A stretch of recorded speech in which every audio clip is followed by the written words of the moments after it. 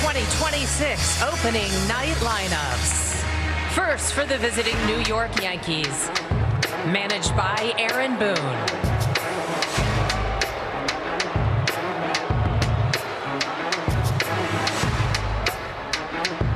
Leading off, the center fielder, number 12, Trent Grisham.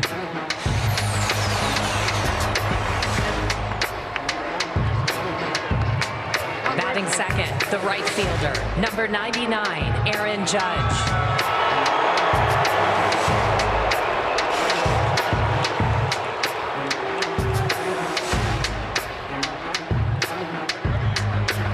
Batting third, the left fielder, number 35, Cody Bellinger.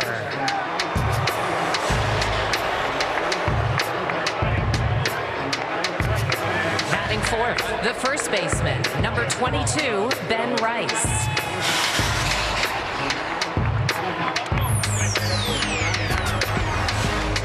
Batting fifth, the designated hitter, number 27, Giancarlo Stanton.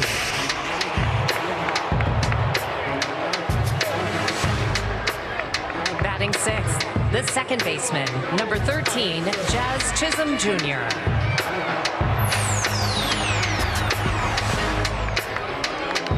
Batting seventh, the shortstop, number 72, Jose Caballero.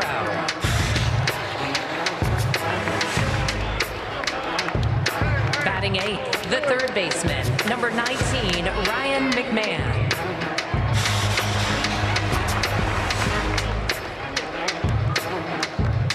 Batting ninth, the catcher, number 28, Austin Wells.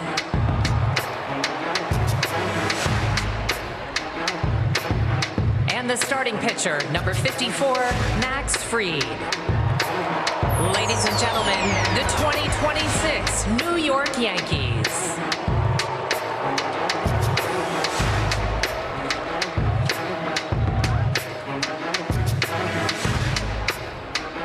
And now, the starting lineup for your San Francisco Giants, managed by Tony Vitello.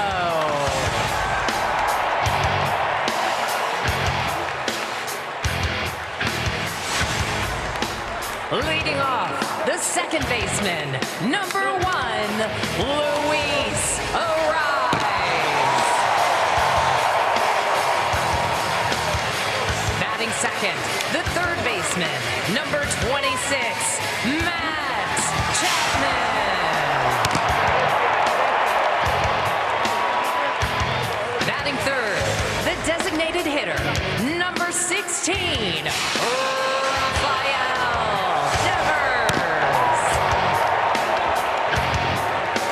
cleanup, the shortstop, number 2, Willie Adames.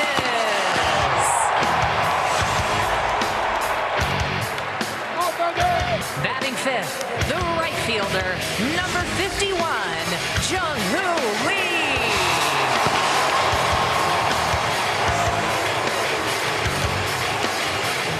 Batting sixth, the left fielder, number 17, Elliot Ramos. Batting seventh, the first baseman, number 10, Casey Schmidt.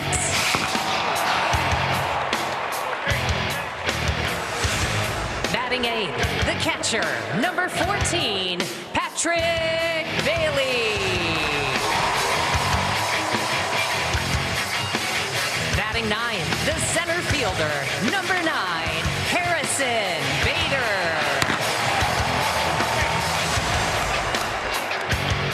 And tonight's starting pitcher, number 62, Logan Webb. Ladies and gentlemen, let's hear it once more for your 2026 San Francisco Giants.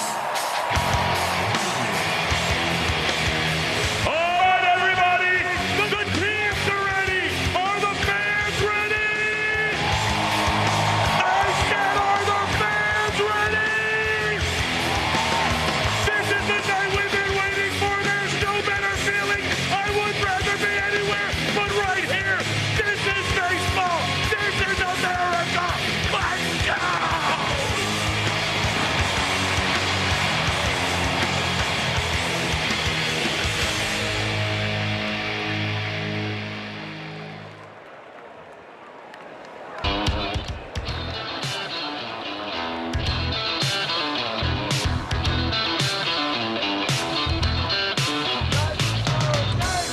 We now ask those who are able to please rise and remove your caps as we honor America. Presenting our nation's colors, please welcome the 23rd Marine Regiment Color Guard from San Bruno, California.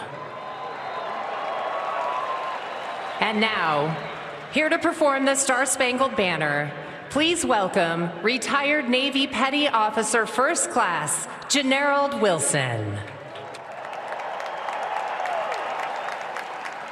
Oh, say, can you see by the dawn's early light what so proudly we hailed at the twilight's last gleaming, whose broad stripes and bright stars through the perilous fight o'er the ramparts we watched were so gallantly streaming, and the rockets red glare, the bombs bursting in air, gave proof through the night that our flag was still there. Oh, say does that star-spangled banner yet wave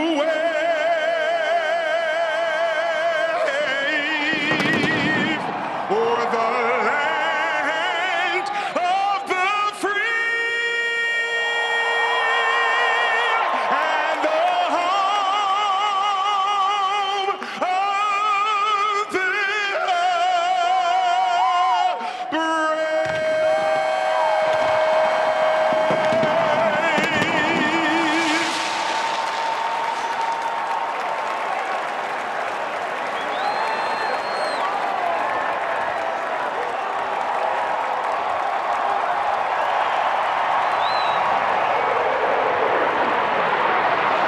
By Adobe on Netflix, back in beautiful San Francisco at Oracle Park, where the New York Yankees are about 3,000 miles away from home in the Bronx. But for at least one of their players, this is a very familiar feeling part of the country. And for more on that, we say hello to Lauren Shahadi. Hi, Maddie. I saw Aaron Judge taking batting practice not too long ago, and then he was signing autographs, and the San Francisco fans let him know how much they wanted him here. He's a California kid. You said it almost ended up on the West Coast not once, but twice. He was drafted by the A's back in 2010. He said, no thank you. Then the Giants came after him in free agency. He said, you know what? I want to go back to the Bronx. I want to win a championship there. Back-to-back MVPs, and he said, you know what? I'd give him back for a championship, for a World Series ring. And Aaron Boone said, you know what, I think I believe him. King of New York, that is his walk-up song, and if he brings them the first championship since 2009 in New York, he will bring a starved fan base very, very happy about it. Yeah, Lauren, boy, did Aaron Judge remind folks in San Francisco about how good he was and how they missed out on something pretty special when in that first series here after re-signing with the Yankees, he completely destroyed Giants pitching for a weekend. Yeah, absolutely, and he made the ballpark look small, and before Willie hit 30, the last one to do it was Barry Bonds, but Judge comes in, hits 3 home runs, one of the, actually the hardest hit in the metrics era that's ever been hit at this ballpark, so Aaron Judge just absolutely destroying it in his hometown. He got Brandon Webb on opening day a few years ago in the Bronx, and he's licking his chops against a guy he has homered against twice. And CC, the resume is almost already complete for Cooperstown. Hard to say for a guy that's still in the middle of a great career. Yeah, it is, but I definitely agree with you. It's already Cooperstown ready. I mean, 3 MVPs. What he means to the franchise, being the captain. Him being a hometown guy here, he hits well in this park. Excited to see him do it again for this series, but just an incredible leader, incredible player, and the face of the franchise, really the face of the league right now. What a year. 53 homers with a batting title. That's the most homers to ever accompany a batting title season for a player in the history of the sport.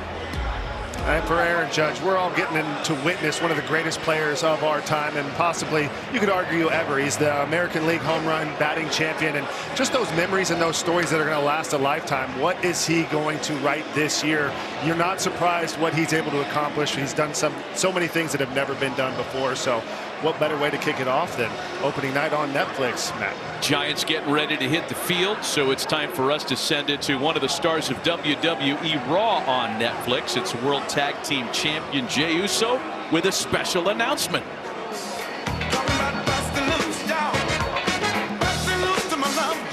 Here to lead us off tonight, please welcome our play ball announcer, WWE superstar, Jey Uso. Hey, let us towards play ball.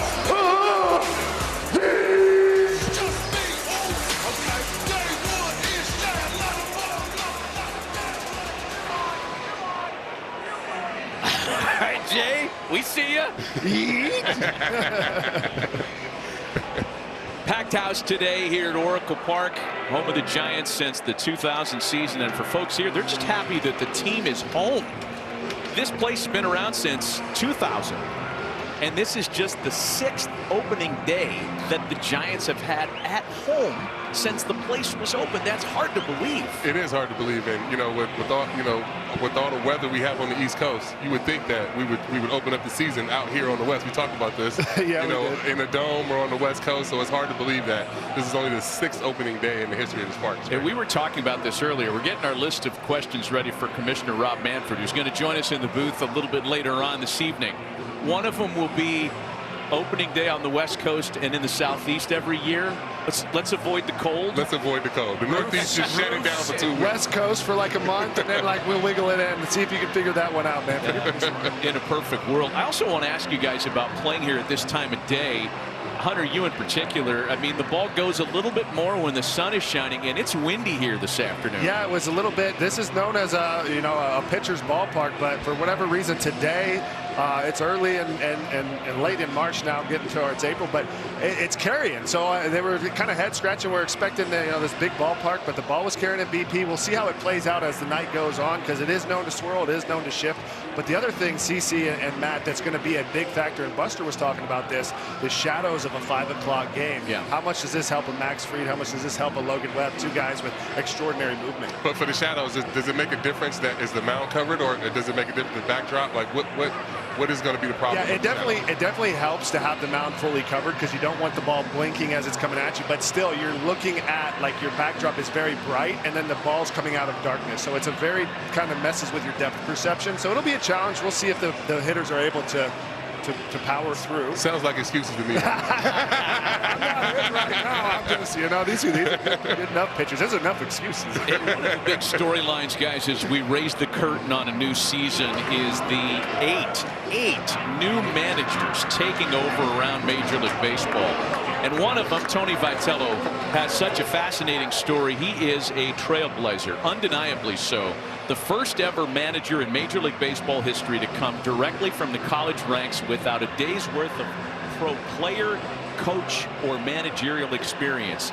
Tony's hoping to blaze a trail for the college game. Yeah, I mean, absolutely. And what he was able to accomplish at Tennessee, he won the first ever baseball national title for Tennessee. He built it. It had some success, but it was not in a great place when he came in, and just really an aggressive mindset and an exciting, electric kind of baseball style that he's going to bring to the Giants. Well, he's got an ace out there that he's handed the ball to on opening day here tonight. Logan Webb, the 2-time All-Star, who's coming off a terrific 2025 campaign, led Major League Baseball in innings of work and games started, led the National League with a career-high 224 strikeouts, one of the best in the business. Yeah, you mentioned the numbers right there, and the arsenal to back it up, and he's continuing. This is his 5th opening day start. What a badge of honor for the Giants. And you know, the world got to see when he got to pitch for USA and what he did against Canada.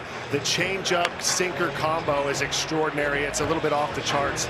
93 with the sinker, moves 5.9 inches, drop more than the average. So he really tunnels those two pitches extraordinarily well. Then you get to the changeup, which is 87 miles an hour. It's a fun, devastating mix that he's really able to just keep hitters off balance and get the ground balls. All right, how does he get all those ground balls? Let's take a look at the pitch mix. StatCast 3D powered by Google Cloud. The pitch usage for Logan Webb, CC.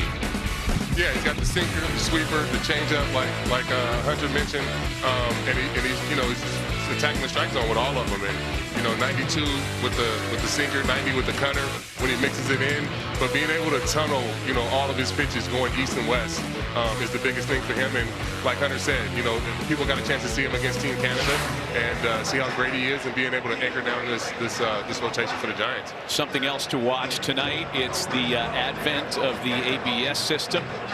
And we'll be watching that certainly. The first one will make history. The challenge system in play for balls and strikes. The strike zone will be talked about a lot this year. And maybe more importantly today for Logan Webb, he had 99 called strikes on pitches out of the zone last year, most in baseball. Here's the lineup he's pitching to. Let's take a look at Aaron Boone's starting unit presented by Adobe. Grisham, Judge, and Bellinger off the top. Rice, Stanton, and Chisholm 4 through 6. Big Giancarlo Stanton hurt for some of the spring games. Jose Caballero, Ryan McMahon, Austin Wells. And the 2026 season is underway with strike one to Trent Grisham. Grisham coming off a big year. Big reason why the Yankees were so productive in 2025. And a quick 0-2 count from Logan Webb. There you go, Hunter. Right to that changeup. Right off that fastball, right to that changeup. He'll mix and match all three of them. The sweeper, changeup, and the sinker, and it's tough. You see Grisham already out front, but we got the shadows as well. So.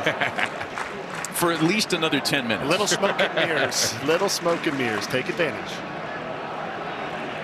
0-2 to Grisham. Ball's up. Another interesting storyline is who's going to be the first ABS challenge in Major League Baseball history. All right, let's put our heads together. I think it's coming within 20 minutes. Yes. That's a big bite. I think it's going to happen quick. I think it's going to happen pretty quick too. And the Yankees in spring training have been very aggressive with the ABS and tapping the helmet pretty aggressively early in games. So I think it'll come from that side pretty early.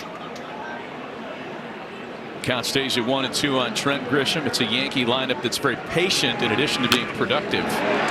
Their walk rate last year at over 10% was the best in the sport, in addition to leading baseball in runs per game, slug, and on base percentage. And for the most part, they have run back a very similar group as to the team that won 94 games in 2025. Aaron Boone in his 9th season guiding the ship, creeping up on 700 wins. And Grisham's a strikeout victim to start the night. The right fielder, number 99, Aaron Judge.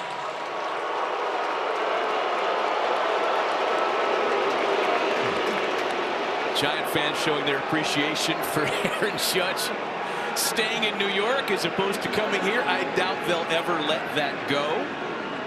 So he gets the cheer, if you will, here on the road, and there's a strike to start the at-bat. Boy, he could have touched his helmet on that one, I feel like. That was close. But I feel like they're booing the wrong guy, Matty. They're booing Arson Judge, not Aaron Judge. Arson Judge, we had him. Now this is an interesting, kind of contrast, is that Webb gets the most strike calls last year. Judge is one who is, him and Mookie Betts are 1 and 2 for the most balls called strikes out of the zone. So interesting dynamic between these two. And that kind of stands to reason when you think about how different the shape of those two strike zones are. And the ABS challenge rule, that the lateral component of the strike zone is standard, but it will change based on the height of the player. So a guy like Judge might be touching his helmet a lot in challenging balls and strikes this year. 2 balls and a strike. It's outside. 3-1 to Judge. Oakland umpire tonight is the veteran crew chief Bill Miller, opening his 27th campaign. as a major league umpire. And you see those numbers for Judge off Webb. He's trying to pitch him carefully. Yeah, Judge definitely has some ownage of Webb. There's no doubt. He's got a beautiful, the beautiful sinker. Judge with the kind of sweepy bat path. It really matches up well. But Judge matches up pretty well against most anybody.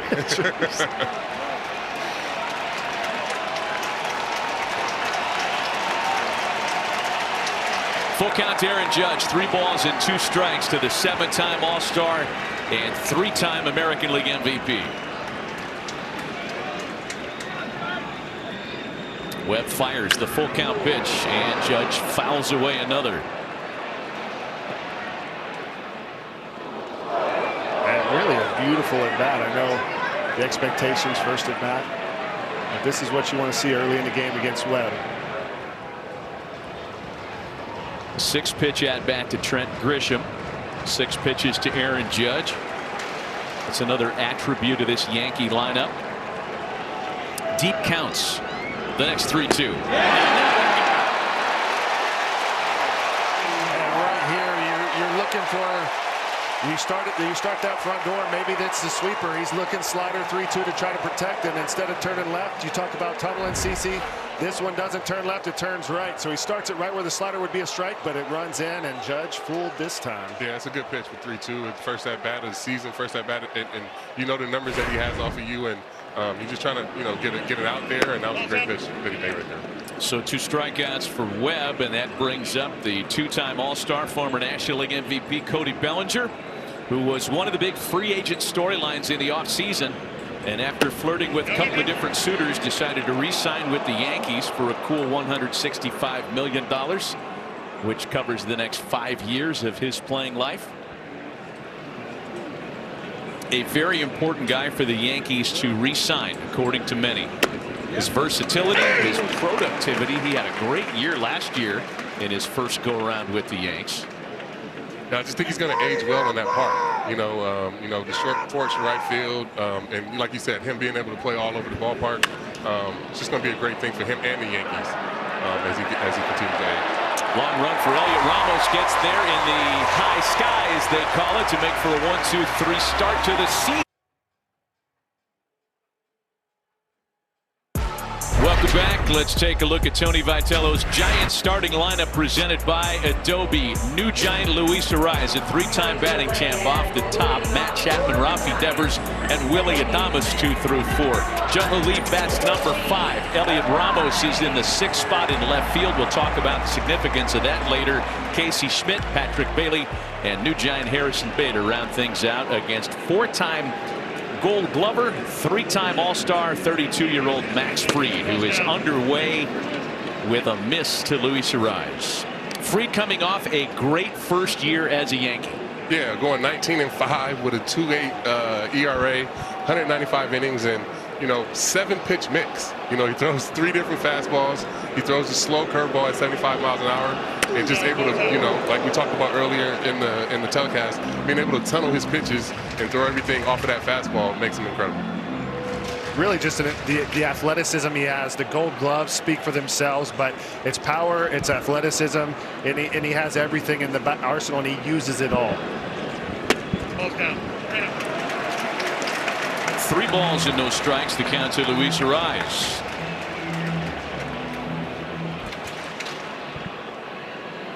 Camera we've got on Bill Miller, the home plate umpire. Give you an idea how hard it is to hit major league pitching and the conditions. It is a 4-pitch. That's you right there. Leadoff hitter aboard. Hey, a reminder, this big league season, get a Baja for a blast. When a home run clears 420 feet, you can score a free 20-ounce Mountain Dew Baja Blast. Register now at BajaBlastHomeRuns.com to unlock the offer. Leadoff hitter aboard on a 4-pitch walk. And that'll bring up the third baseman, Matt Chapman. And there's Fried's first strike of the year. Max Fried, by the way, making his 4th career opening day assignment. Aaron Boone might have landed on him even if his other star pitchers were healthy, but the fact remains that they are not. Speaking of Carlos Rodon, who's close, and Garrett Cole, and Clark Schmidt. And the fact that you can, any one of those three guys could start for your opening day, just talk about the depth that the Yankees staff has. You know, Boone said some amazing things about Fried, and 19-5 and great numbers and a big contract, but he thought it was even more than just the numbers. He's low maintenance. He's a guy that you like to be around, that loves the game of baseball. I think that just being around someone who loves to be there, loves to pitch, and is very smart, it just kind of seeps into everyone else. What do you say, CC? No, absolutely. I mean, that definitely rubs off on everybody else. Just makes for a great clubhouse, and makes for him to be a great clubhouse leader. Absolutely. 1-2 to Chapman's fouled away. Matt Chapman is batted everywhere in a lineup as a J, as an A across the bay. Batting number 2 kind of grabbed people's attention here for the Giants. That's a Tony Vitello customization. Matt struck out a lot last year, something he hopes is done with. Played through a hand injury last year, which kind of cost him some productivity. Yeah, he wasn't able to grip the bat at the end of the last year, and you could tell he was grinding. But the spring training this year, the hand healthy, it's just special how it comes off of his bat. Slow curveball hit on the ground to shortstop. Caballero to Chisholm to Rice. Not in time. So Chapman beats out the double play ball, and there's one away with a man at first. Aaron Boone wants to make sure. And no challenge by the Yankees. Right here, just nice clean turn. Make sure you get one. Chapman hustling all the way. Able to beat that out. But man, it looks even tough on defense right now. With the 5 o'clock starts, it can be a challenge. Yeah, I give you that. That ball going to shortstop looked a little tough. It can be a challenge. Yeah, for sure.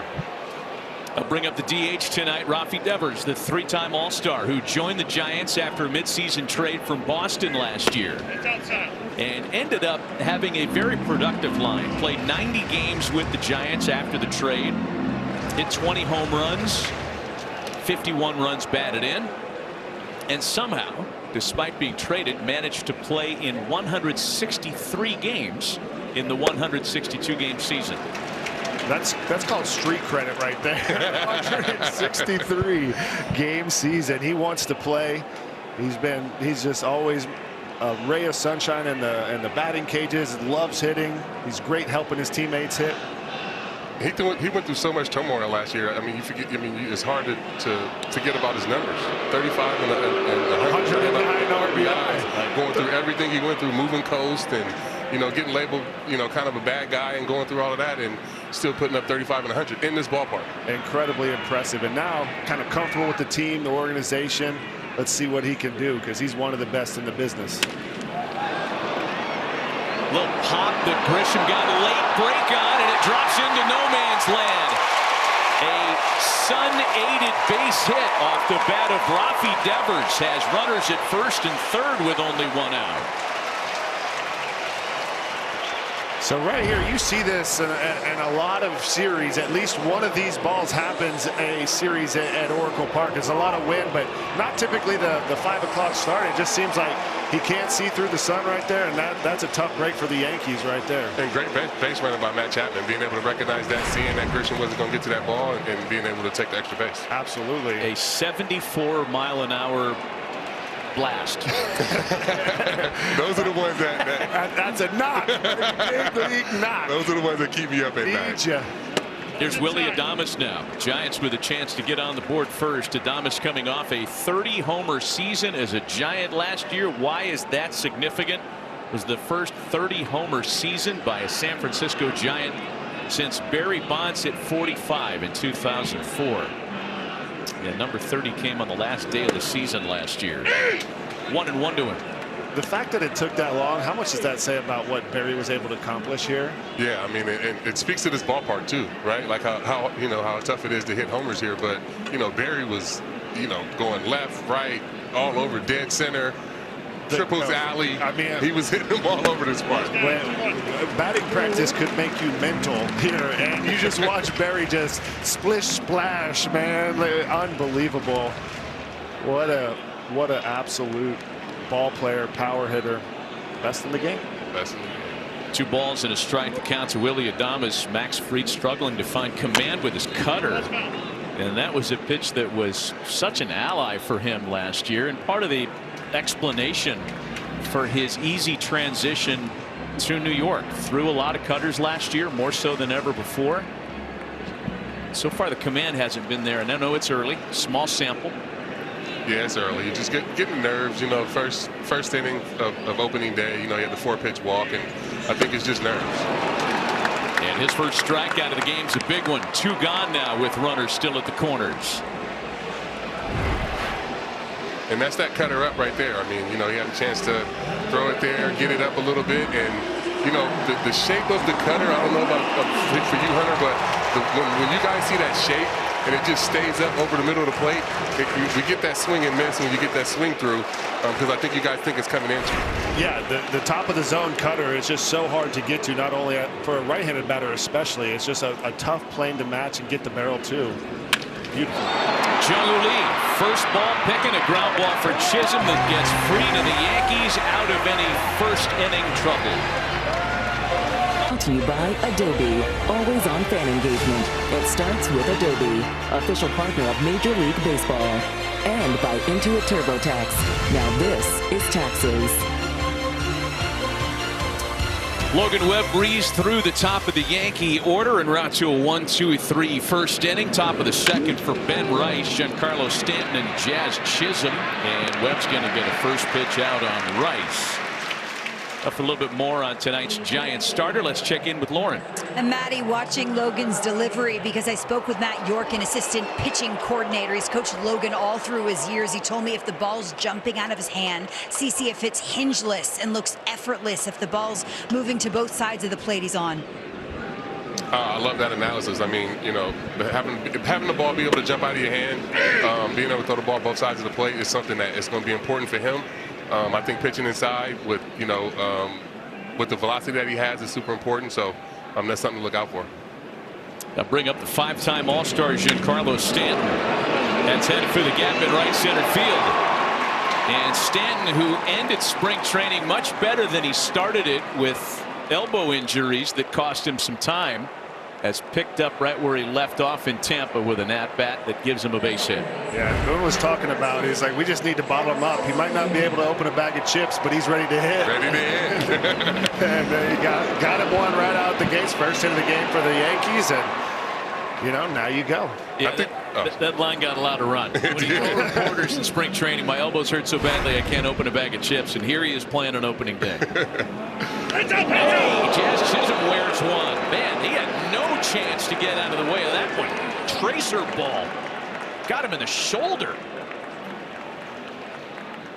Yeah, that one just got away from him there. You know, and I think Jazz saw it late from the shadows. But yeah, it was just a fastball got away from there.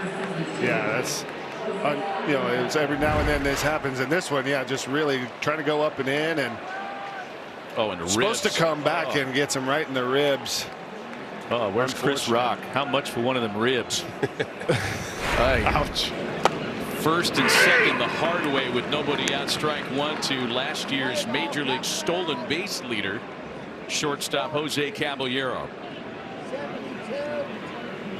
Acquired from Tampa in a trade deadline deal.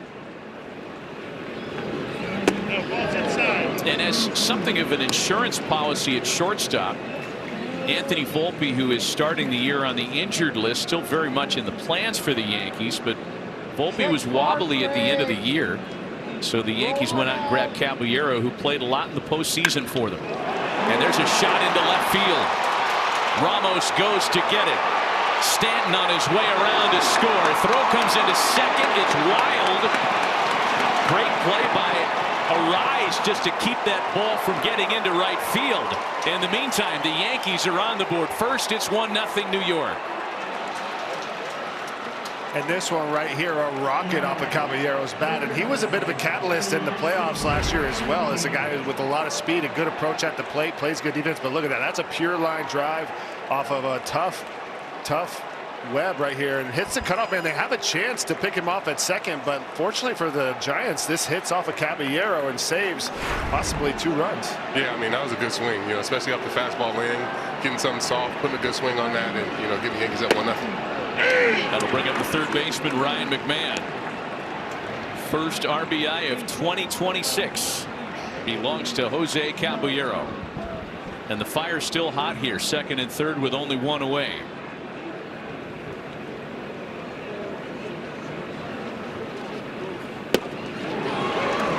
Ryan McMahon fooled that time, falls behind 0-2. That sinker is nasty coming off that hip. McMahon has a lot of bats off of Webb. They've battled quite a bit, him being with the Rockies, and it's a little bit different though, his numbers in Colorado and the numbers here. You get that good humidity here in San Francisco. 0-2 from Webb. Bouncer headed up the middle, and that's going to get through and drive in a couple of runs. 3-0 New York. And that right there is just one of those 20 hoppers. Good things happen if you put the ball in play right here. So Webb, he gets ahead of him right there and honestly gets the swing that he wants. You want to get a ground ball and take a look right here. You rather be lucky than good. Find a hole, and Yankees feeling some momentum. Yeah, that was that change up there, 0-2 pitch right there. Those are the ones that keep you up at night. Look at Webb, his reaction to that, knowing they left that pitch up for McMahon to get a base hit. And the first pitch to Austin Wells is served into the opposite field. That is 5 straight Yankees to reach base safely. First and second with only one away. Being aggressive. Yeah, hitting is contagious right now, and this is going to be pitching coach Justin Message come out and try to slow down the bleeding. But you're right, they're being aggressive. They're finding holes. I think the Caballero momentum right there. You get kind of the hit by pitch. You work yourself, Giancarlo, a nice little kind of CNI single, and then well, actually that was a good nice line drive. But yeah, everything just coming off the bat's hot. This is an offense that they were tops in the American League. It's not the most runs in Major League Baseball.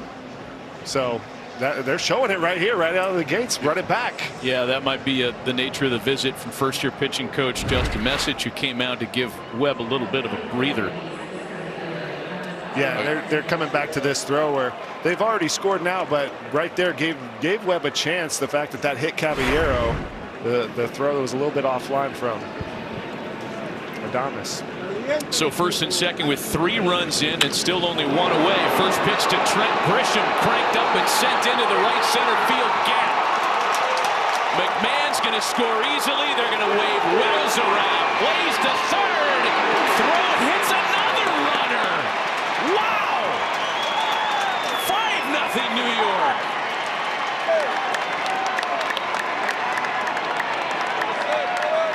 They're going to need to check on Grisham. This was a bit of a collision at third base, but that's Triple's alley right there.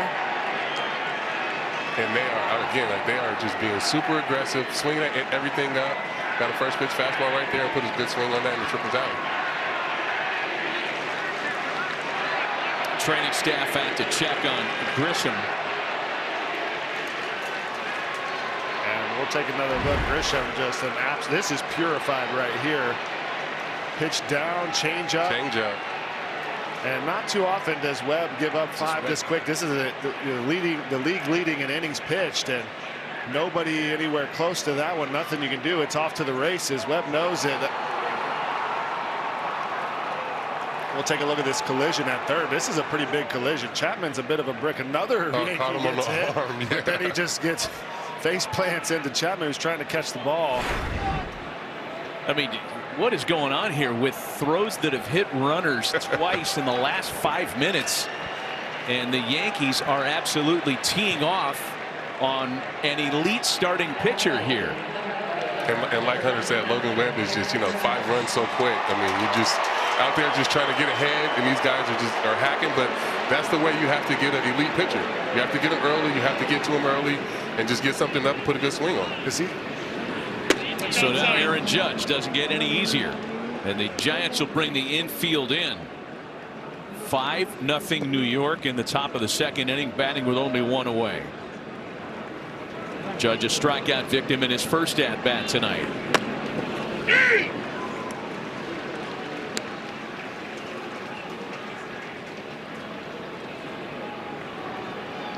Logan Webb has not endured this kind of damage in any one inning since the 2023 season. Yankees putting their feet up on the furniture here on opening day.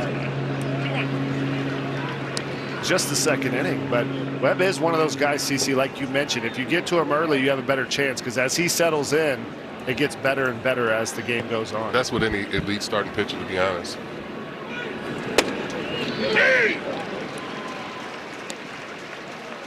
Two balls and 2 strikes to the 3-time MVP. Kind of coming right after Judge right here, right now. Huh? A couple Backdoor sinkers. Those are kind of on the corner. Judge even thought about challenging the first one. The first one. Nothing but fastballs to Judge so far. He stays in that lane and gets his second strikeout of Judge today. But that's kind of the dynamic of the Yankees offense. You have your Judge, and he can pick you up and carry you on some days. And right here, that's the changeup. Fastball, changeup down and in. Freezes Judge right there. And perfect. that thing is nasty. Look where it started. It started on that outside part of the plate, and it ends up right down the middle. Cody Bellinger up there hacking, as all the Yankees have been this inning. Bellinger, the 9th Yankee to come to the plate here in this top of the second.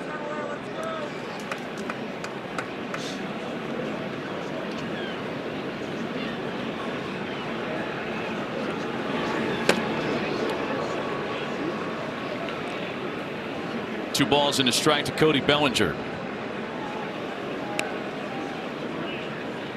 For Webb, the pitch count now is going to be an issue as well.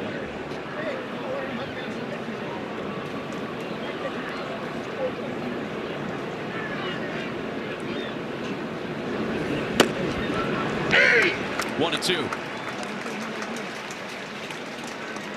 Yeah, right here, right now, you're just thinking, just get this last out, you know, try to get some weak contact, get the boys back in the dugout, score a couple of runs, and get us back in this game.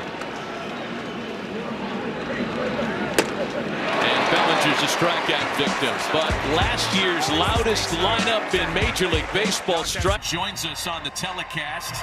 Our friend Jazz Chisholm Jr. kind enough to visit with us during the game. Jazz, what a way to start the season, getting hit by a pitch. First time ever.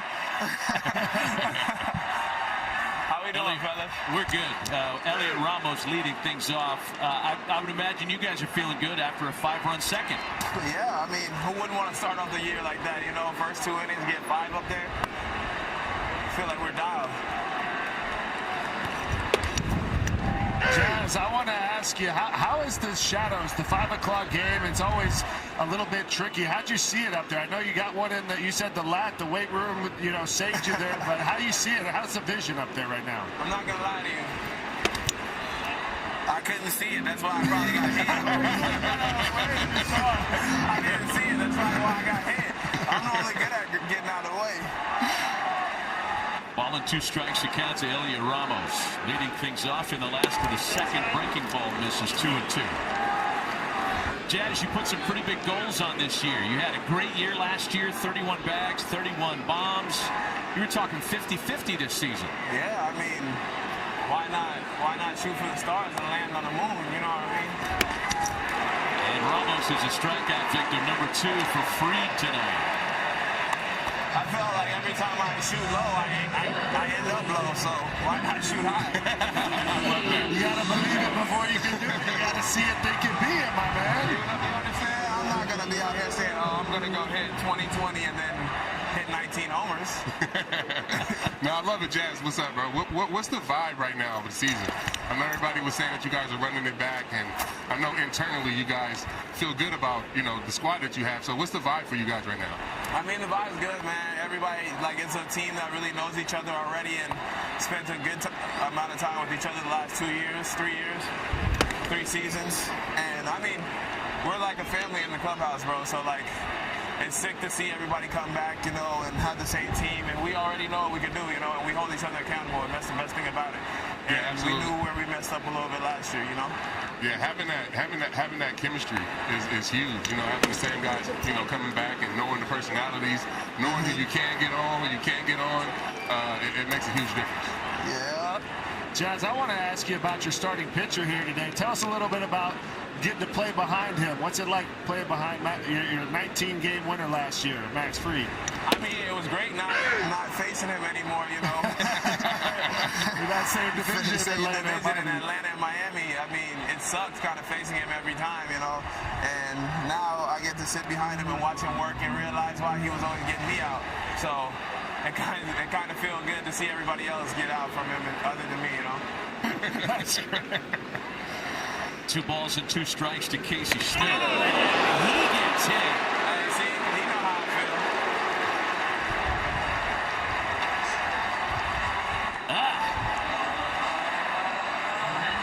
It's a 94-mile-an-hour cutter that he had no chance of getting out of the way.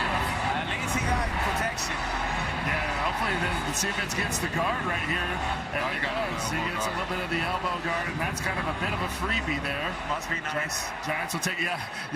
You either got, you have a guard, you have that lat muscle, my man. What are you talking about? My lat muscle work. It working now. Check the ball. Yeah. Hey, Jazz, skin mark. I want to ask you another thing, because you get a lot of range out there. I love watching you work at defense. Talk to us, some little leaguers out here. What's your prep before each pitch? I know you're talking to us and you're doing the footwork. How do you like to get ready on these pitches? I like to keep my feet moving, you know. And I mean, when you know who you're playing against, and you were just moving before you hit that ball that way. Yeah. You took off before the ball went that direction. like I said, I feel like, you know, when you play against a lot of guys and you understand the pitches that they hit and where they hit them, you can have yourself a little cheat, you know. Wow. Especially if you understand your pitcher, you know.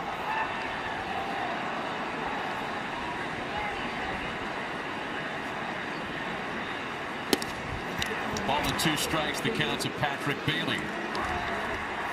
Jazz, there's a lot of talk in baseball all the time about sign stealing, guys standing at second base and relaying signs. You're out there at second base. Do you see a lot of that? Oh yeah, I see a lot of teams. Do that. We do it. I mean, it's part of the game. You know, you gotta hide your pitches. And if you don't hide the pitches, the other team gonna tell the other hitters. You know. So what can you do at second base to try? Do you try to go and talk to the pitcher, or is there a sign for you? How do you stop that? I normally let the pitchers know, but at the same time, I try my best to get in the runner's head so they don't ever be looking in there. Got it. And that's 3 for Max Fried tonight. I want Max. Bill Miller leaned back on that. Take a look at Bill Miller. Hey, did you feel this one, Jazz? I did. He liked that one. He loved that one pitch. That is the cutter inside, the bread and butter. Jazz, I wanted to ask you about the ABS. How you feel about ABS? I know, we had spring training with it this year. It's implemented for the first time this year in the big leagues. You like it? You know I like it, bro. Come on. You know I like it. Sometimes, umpires aren't perfect, so, something there to help them and not really show them up. If you do it the right way, you're not really showing them up. Everybody misses pitches, even us. We get it wrong sometimes, thinking it's balls that are strikes. So I feel like it works both ways, Absolutely. 0-1 to former Yankee Harrison Bader, who falls behind 0-2. And Jazz, I know we got 2 strikes, 2 outs here, but I got to ask you, how much do you feel like the relaxation of frustration towards the umpire and that tension since the ABS in spring training? I think it helps a lot, honestly, because now you can't blame the umpire for nothing, You can't. You don't have that excuse to be like, oh, he's the one reason I got out. Nope. Ain't no more of that. It feels like a fair game. We like that. Yeah, I was a victim of that. Can't lie. Ball and 2 strikes, account to Harrison Bader, batting with 2 out, a runner at first. 5-0 Yankees early.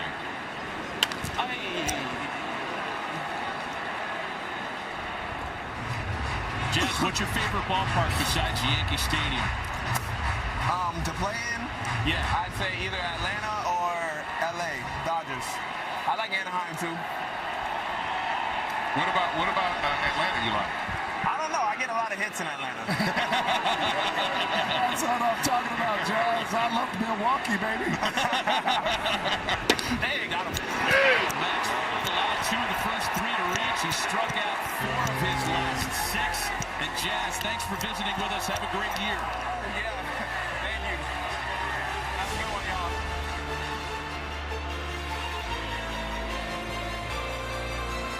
Turn to the ring as he takes on Arsenbek Makhmudov. But that's not all. Connor Benn will face off against Regis Prograde. 2 epic battles, 1 epic night. Live April 11th only on Netflix. Logan Webb, after a very rocky top of the second, back to work in the third against the same part of the order. Yankees batted around and scored 5 in the second, so it's Rice, Stanton, and Chisholm once again. And I think, Matty, this is going to be an important part of their lineup, 4, 5, and 6. You know, Ben Rice can take the next step, get to 35, 40 homers. Jazz Chisholm do his 50-50 thing, and Big G stay healthy. I think it's just going to help those guys at the top of the order. Ben Rice has really established himself. Had a very good year in 2025 as Stanton waits next. 12th round pick out of Dartmouth back in 2021, and everybody took note of what this guy did specifically against the fastball last year. My goodness, a slugging percentage of .550 against the heater, and in very elite company in terms of hard hit percentage. Got it. And that's number 5 for Webb. Beautiful little sweeper right there inside corner. And honestly, we haven't seen the challenge yet. We were all thinking it was going to come early. And some of these balls on the corners, but it seems like they're being a little bit more careful with them now that the regular season has started. But beautiful pitch. Ben Rice doesn't argue. Freezes. Ben Rice. Here's Stanton now. Logan Webb started an opening day against the Yankees a few years ago in the Bronx and struck out 12 on a couple of hops up the middle for a rise, and at number 2. His opponent had an even better day. Garrett Cole struck out 14. They combined to set an opening day strikeout record for starting pitchers.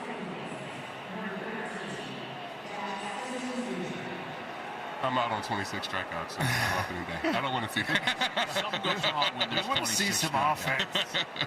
Needed an ABS. 2 quick outs now for Jazz Chisholm. And all of a sudden, Webb's found that sweeper. So as CC was saying, they were aggressive with the changeup early, almost like they were trying to take it out of his arsenal. Now, the cat and mouse, Logan Webb throwing some sweepers, keeping them honest. Yeah, Wells and Grisham, you know, aggressive on that changeup. Those guys went 4 for 6 off the change, or 4 for 6 off the changeup so far early. And these guys were swinging at it early. He switched it up and went to the sweeper. Being able to make in-game adjustments like that is huge, and it just speaks to the vet that he is and how poised he is out there on the mound. And how quick do the Yankees be like, hey, he's not throwing the changeup as much. Get ready for the sweeper. They haven't adjusted yet. Chisholm bounces it out to first. Schmidt will do it himself. And it's a 1-2-3 third for Logan Webb. Caught by a fan in the bleachers. Yeah, you heard the captain. Chase your dreams. One Piece Season 2 is streaming right now on Netflix. Top of the order here for the Giants in their half of inning number 3. 5-0 Yankees early on tonight. Opening day on Netflix. Arise Chapman endeavors against the 3-time All-Star, who after kind of a wobbly first inning racked up 3 strikeouts in the second. Yeah, he seemed to settle into this game, and you know, he's starting to throw a lot of strikes and getting ahead. Not in this at bat, but he's been getting ahead, and he's starting to put guys away. Arise walked on 4 pitches to start the bottom of the first, and this is a guy who's not easy to walk. He's usually up there hacking. Yeah, for the Giants, base runners are going to be a premium if you want to claw back into this ball game. Second time through the lineup. And when you have a 5-0 lead like this, it can be difficult when you're not super sharp. You know what I mean? When you're struggling to throw strikes, you get a big lead like this. You're just trying to find it. You know, find the rhythm, be able to get these guys back in the dugout and try to score some more runs. Freed right back in the count. 3 balls and 2 strikes. But sometimes I would always want like a closer game to make me lock in a little more. Yeah, you take the foot off the gas, yeah, and all of a sudden you give up a couple. You got to keep attacking just like it's a close game. First full count against Freed. Again, this dude's tough to walk. One of the hardest to strike out as well. That's right. It's the first time he swung the bat today. And this is good for the Giants. This is why you bring in a Rise to give you a nice long at bat against a frontline starter. Give the guys behind him a chance to get something working and get them tired. Battling. Still 3-2. Luis Arraez, by the way, carries a 15-game hitting streak into opening day. If you're like me, you think that hitting streaks should all be counted within the course of a season. In fact, they carry over. And if anybody gets close to DiMaggio with a carryover hitting streak, we got problems. I feel like it's harder to carry it over a season because you get in a rhythm in a hitting streak, and now all of a sudden it's a whole new ballgame. 8th pitch of the at-bat, smash to first, Rice to Fried, and there's one away. Rice to Fried to Kreischer on a kayak. Bert Kreischer is in the cove. Yeah, Bert! You're on a boat, baby. We're the flippy floppies. I got wildlife on my shoulder. They're grilling hot dogs on the boat behind me. This could not be better. Yeah. Maybe a splash in. Are you going to dive in? Or you got the life jacket. Oh, I'm not getting in the water. It's freezing. This is tight. We're tied up like it's Jaws 2. There's no way. Be careful out there, Bert. I heard it gets ruthless out there, Yeah, man. Be careful. This is the best way to enjoy this stadium. I've sat in the cheap seats, the expensive ones that the tech boys buy, but this is where I want to watch a game. Oh, yeah. Nothing better, huh? It's amazing, especially if I was allowed to drink right now. Hey, are they hospitable out there, Bert? Because I know they can be kind of territorial. No, I'm not working. Yeah, I'd love a beer. Thank you very much. They're very hospitable. You're getting offered beers and hot dogs? I'm getting offered beers. How do we open this thing? Oh, look at this. Oh, let's cover the brand. What's Netflix? Matt Chapman with a fly ball out to left in the sunfield is Cody Bellinger for out number 2. Kreischer in a kayak sounds like a podcast to me. Hey, I got 3 podcasts right now. I'm up for another one. You need to start one in the kayak, my man. Hey, let me tell you. Oh, thank you very much, sir. I'm on blood thinners. I'm not supposed to watch this. If you're my cardiologist, please change over to Conversations in a kayak, huh? That's the new name of your 4th podcast. Conversations in the kayak. I love it. I just found the pedals on this thing. This is amazing, guys. Bert, I'll tell you right now. enjoy. We'll check in with you. Hopefully you're still sailing in a few innings. Cheers, gentlemen. Thank you so much. Giants go down in order. Still 5-0 Yankees on open. Welcome back to San Francisco. Tony Vitello, they got to Logan's off-speed early. How has he adjusted and settled? Yeah, they were obviously getting a little more aggressive early in the count. So, I mean, he's adjusted as far as pitch location early, but also every one of their hitters is capable of doing damage, and he's got good stuff. So it's a battle that you're going to see each at bat. I see your guys talking after they face Max Fried. What are they sharing? What are they seeing? I think just the shapes of the pitches. I think there's a couple of things that are different than maybe in the past, or some things that they've seen in particular tonight. So they're just trying to communicate and stay ahead of the game. Appreciate it, Tony. Thank you so much. Maddie. Yeah, Lauren, thanks. We've had our first ABS challenge. ABS powered by T-Mobile. And a call that was a strike. Little sinker up and in. Has been confirmed. Bill Miller stayed perfect. But see, him being able to throw the sweeper last pitch to get them off the changeup, last inning, to get them off the changeup early in the count has opened up him to being able to throw that sinker now again, early in counts to get ahead.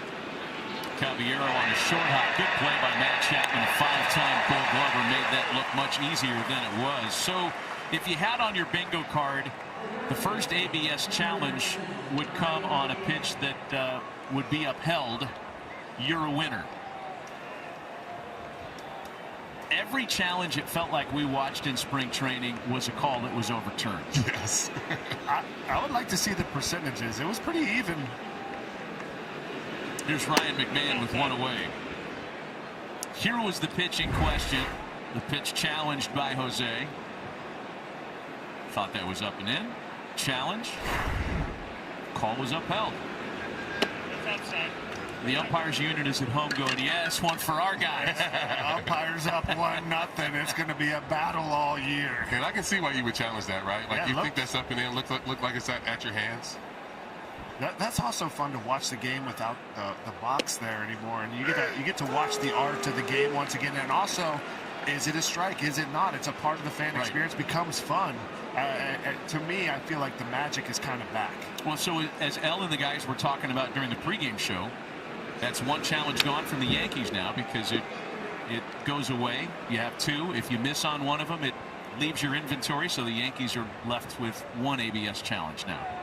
And that makes it really, you got to really know if you want to challenge again.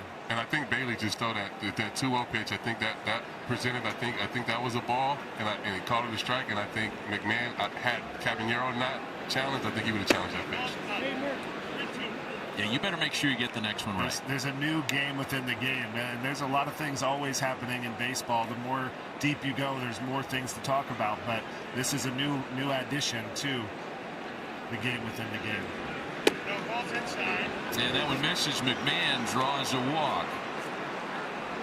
So here is the rule in its most abbreviated form. Again, as you mentioned, each club gets 2 to start the game. You keep them as long as they're successful. Only the pitcher, catcher, or hitter can challenge, and you've got only 2 seconds to do so. So no help from the dugout, no help from the video room.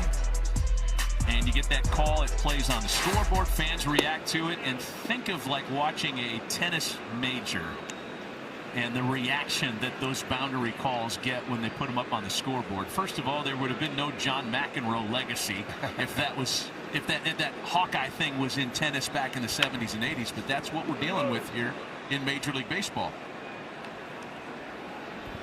Here's Austin Wells now with a man aboard and 1 away, a ball and a strike to Wells, who joins your former teammate Brett Gardner, CC, as the only Yankees to hit leadoff opening day 1 year, and then the next season bat number 9 on opening day. And he's got a base hit. Bottom of the order's been very productive for the Yankees against Webb today. Wells now 2 for 2. Yeah, he went right back to that changeup first pitch. Wells, laid off of it, and then got a sinker that he can handle, and put a good swing on it. Yeah, right here, sinker a little bit up, a little bit over the plate. Not exactly where he wanted, but that ball's moving a lot. Good swing from Wells, finds a hole, and Yankees are in business once again. McMahon walks, Wells singles, 2 on with 1 away for Trent Grisham, who doubled in 2 runs back in the second. Now, back to the ABS, it's pretty impressive. They have like 12 cameras from all these different angles, but the one thing that I thought was really funny, Justin Verlander brought this up. The bio used to just be like, just tell us your height and your weight. And a couple guys got a little bit shorter this year. Guys are losing some inches. Osteoporosis coming in soon. Ball and strike. By the way, I want to correct that. Grisham's ball in the second was scored a triple. In fact, it's the first opening day triple for a Yankee since Johnny Damon in 2009. That's a callback. The caveman. Ball and 2 strikes, the count to Grisham. Except with the Yankees, he wasn't quite as caveman-y. No, he couldn't do the beard.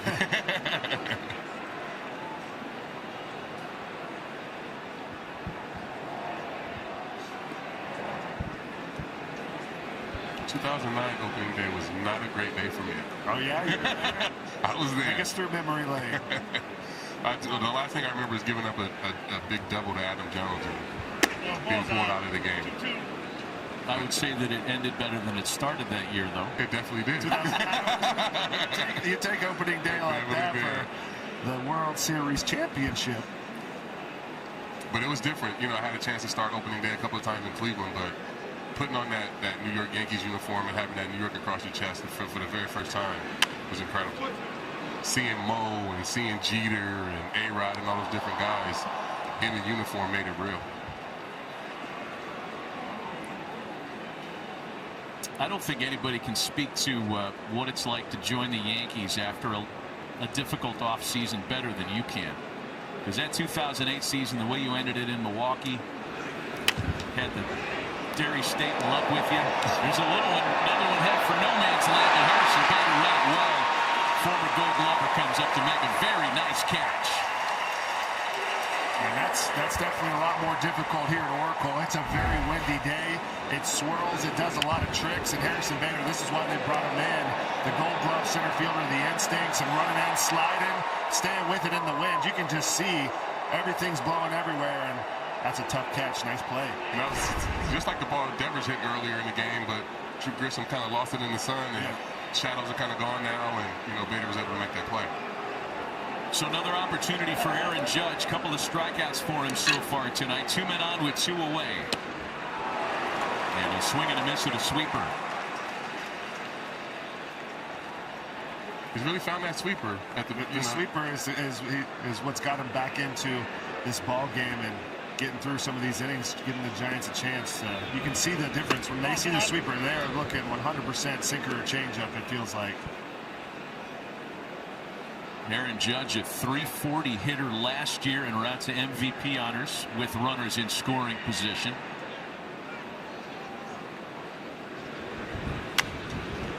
Another one fouled away this time. It's a ball and 2 strikes. That one wasn't quite as sharp. But good location. Location can trump. That's top outside of the zone and just not able to get to it as Judge. So here we go, 2 strikes. Where you go here? You go back out, in. I think it's sweeper away.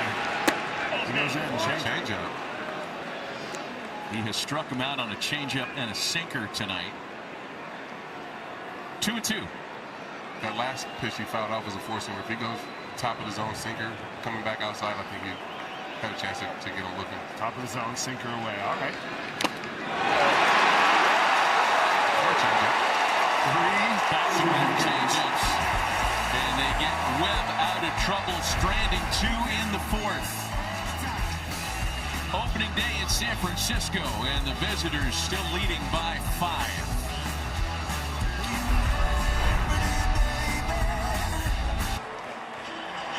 Welcome back to San Francisco on Aaron Boone's favorite day. You told your team, call someone who helped you get to this point on opening day. Who's that person for you, Aaron? It's different every year. This year it'll be my mom. I know she's watching, so my mom and dad I know are on the couch watching. So hi, Mom and Dad. Love you. Love you. Max Fried looks good. I'm sure Garrett Cole's lurking somewhere, wanting to pitch tomorrow. Full strength is when, do you think? Tough to say. I mean, full strength. He's already at full strength. It's a matter of now being disciplined to the build-up process, you know, and eventually building him to where he's back to 80, 90 pitches, and that's still a ways away. But man, he looks great. He's throwing the ball great. His command's been pretty sharp, and we're looking forward to getting him back at some point. CC Sabathia is in the booth. He told me to tell you that his Raiders will win more games than your Eagles. No chance. He's not buying it, Aaron. Thank you. Yeah, we might have a tough time selling people on that scene. We're getting Mendoza, bro. We're back. Talk about the optimism right here. The relentless flow of the positive. It's always optimism until about Halloween. 0-2 the count to Willie Adames leading off the San Francisco 4th. I love Booney shouting out Mom and Dad watching at home. Of course, the Boone family is baseball royalty with such a great lineage of major league players and managers and stars dating back to grandfather Ray. Adames sprays that into center field. Grisham froze for a moment, makes a routine catch for out number 1. So far, so good for the visitors. So far, so good for us in Netflix's first ever Major League Baseball telecast. Hunter Pence, CC Sabathia, Matt Vesker with Lauren Shahadi. I don't think any of us saw a 5-run inning against Brandon Webb in our tea leaves today, but that's in fact what happened for the Yankees. Yeah, they got to him. You could tell they had a game plan to get after the changeup, and they executed it, and just really just suffocated him quickly. It was a lightning strike, and a good inning there for the Yankees. And somewhere Brandon Webb's ears are ringing. Yeah, he's got a good sinker. Logan Webb has a good sinker as well. I didn't want to call you out. We weren't going to call you out. Hadn't won that Cy Young Award. Logan Webb, of course, as I misspoke, 1-0 the count to Jung-Hoo Lee. But to Logan's credit, you know, being able to come out in the 3rd and 4th half shutdown innings, you know, try to help his team, you know, score some, get back in the dugout, score some runs. You know, you can see how he leads the league in innings pitched every year. giving up 5 in 1 inning and then still being able to come out and throw up zeros. It's so impressive how he does that. Lee out to left center. Grisham gliding over to make the catch. And there are 2 away. Quick reminder, MLB Plus is new for 2026. Stream MLB Network 24/7 in the U.S. and select out-of-market games, plus live radio broadcasts, game day 3D, big inning, and minor league action. Visit MLB.com/MLB Plus to subscribe today. Don't look now, but Max Fried has retired 7 in a row as he goes to work on Elliot Ramos with the bases empty and 2 gone. We mentioned the significance of Elliot Ramos starting in left field tonight, guys. And it ends quite a distinguished streak in Giants franchise history, Hunter, one that you were a part of. Yeah, it's one of those classic Hunter Pence streaks that I'm a part of, just super awkward, but he ends a streak of 18 consecutive different opening day starting left fielders. Yeah, that's a classic baseball stat right there. Wow. But congratulations to Ramos to end the streak. It started with Barry Bonds. You know, our good friend Mark DeRosa was a part of that, myself as well. And no longer we have a consistent opening day left fielder in San Francisco, and it's Elliot Ramos. That is quite a run. Hitting them bombos. That is quite a run, though, right? Like It's most in history of. And Ramos sprays out into right, and it's a base hit that ends the stretch of 7 in a row retired by Fried. It was a fun stat, though. It's the 19-year streak ties St. Louis Browns, Baltimore Orioles 19-year streak of also starting a different left fielder from 1937 to 1955. So we have the Giants have tied, but do not break the Major League record. 2-out base runner now for Casey Schmidt, who was hit by a pitch in the second. It's a fascinating list of names, too. You mentioned a couple of guys on that list. Mark DeRosa, yourself. Barry started it. Mike Morse, Fred Lewis. I mean, Fred Lewis. You'd see a lot of names in there, players that were here that had nice careers. Chopper to shortstop. Caballero the short way. Nothing comes of the 2-out single. We played 4 complete at Oracle Park with the Yankees on top of the Giants on opening day 5-0 New York. Baseball is brought to you by Adobe. Always on fan engagement. It starts with Adobe, official partner of Major League Baseball. And by Intuit TurboTax. Now this is taxes. Top of the 5th inning, and on the first pitch, Cody Bellinger has a base hit into right, and the theme continues. The Yankees jumping the count early against the 2-time All-Star. That's got to feel good for Cody Bellinger. Get the first hit out of the way here, and yeah, you're right. It's get one out of the heart of the plate, get your sinker, get your changeup, and let it rip. And that's a beautiful line drive for Bellinger.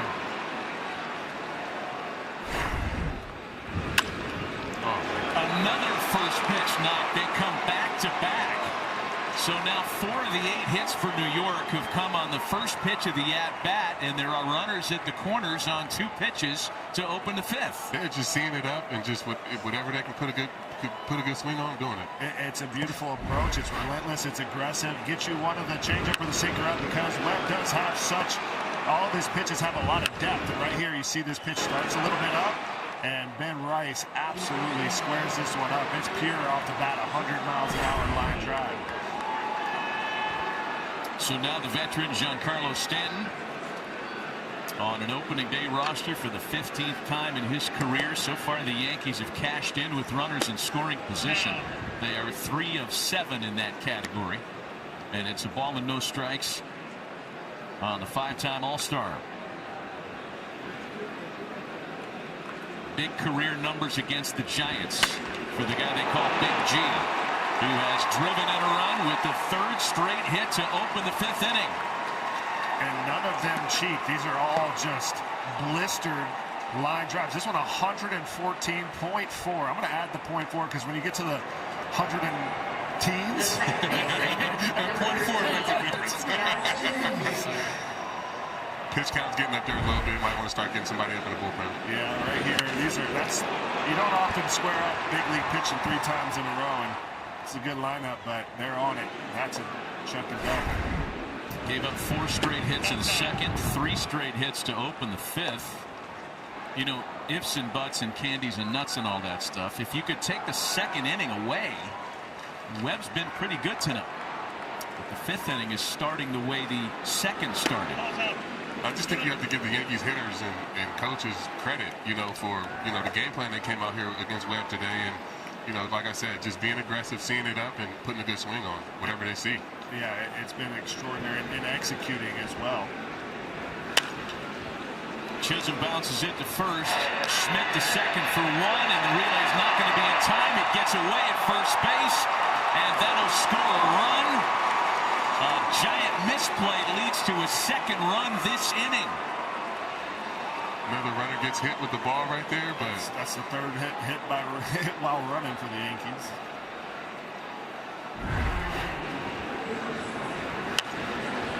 Take a look right here, Schmidt. Not an everyday first baseman, learning on the fly, and Chisholm might have saved this one getting away. Casey Schmidt making only his 13th career start at first base tonight. And perhaps some of that inexperience is at play, as you suggest, Hunter. 7-0 New York. And that's a tough play to field it, throw, and get back to first, especially if you're not super familiar. Your 12th start, but Schmidt's been incredible. He started as a third baseman. He can play short.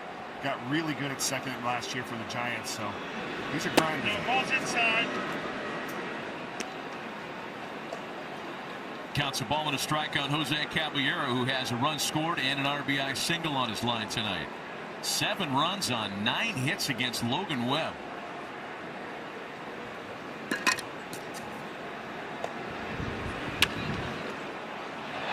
A blooper that's going to be handled by Arise. Hey, reminder, score big on authentic gear at MLBshop.com. From official jerseys to memorabilia, scan the QR code on the screen or visit MLBshop.com. The Yankees doing something against Webb tonight that didn't happen through the entire 2025 season. And that's get to him for 7 runs.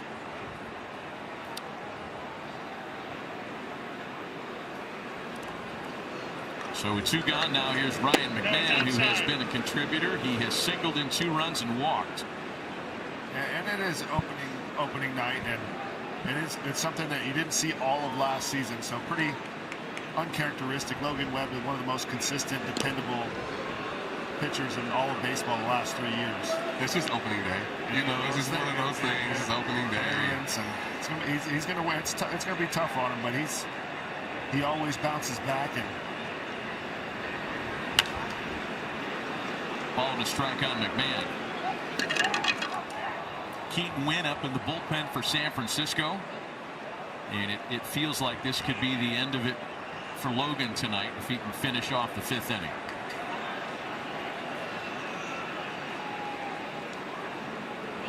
Jazz with a big jump. There he goes. Bailey's thrown down. Skips into center field. Guy that wants to go 50-50 this year has his first stolen base of 2026. Well, it starts with 1. I was about to say, can't get the 50 if you don't get the first. That's some aggressive right there. And obviously a 7-0 ball game, but still only the 5th inning. And he's got that athleticism. Well, he's on a pace for 162.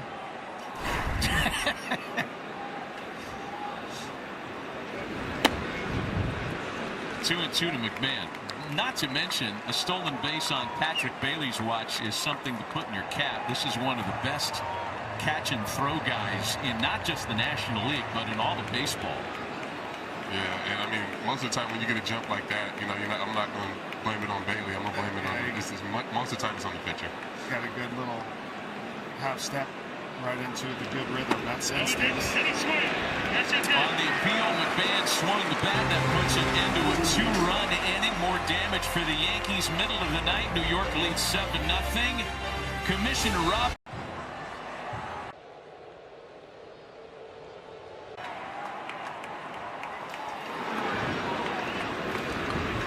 8-9, the top of the order for the Giants as they start their half of the 5th, trailing the Yankees 7-0 on opening day. Pleasure to be joined by Commissioner Rob Manfred in the booth. Happy opening day, Mr. Commissioner. This is pretty good stuff. Thanks, man. Great opening day. I mean, just absolutely fantastic. We have so many questions for you. I mean, Hunter and Cece and I, we were going into it. Let's ask the commissioner about this and about this and about this. Here's the first one. What was your first opening day? I'm just curious. My very first opening day was a Mets opener it had to have been 88 or 89. As a fan? Yeah. I was working for baseball as an outside lawyer. Okay. The Mets used to have a big party. A bunch of commissioner's office people would get invited, and that was the first one.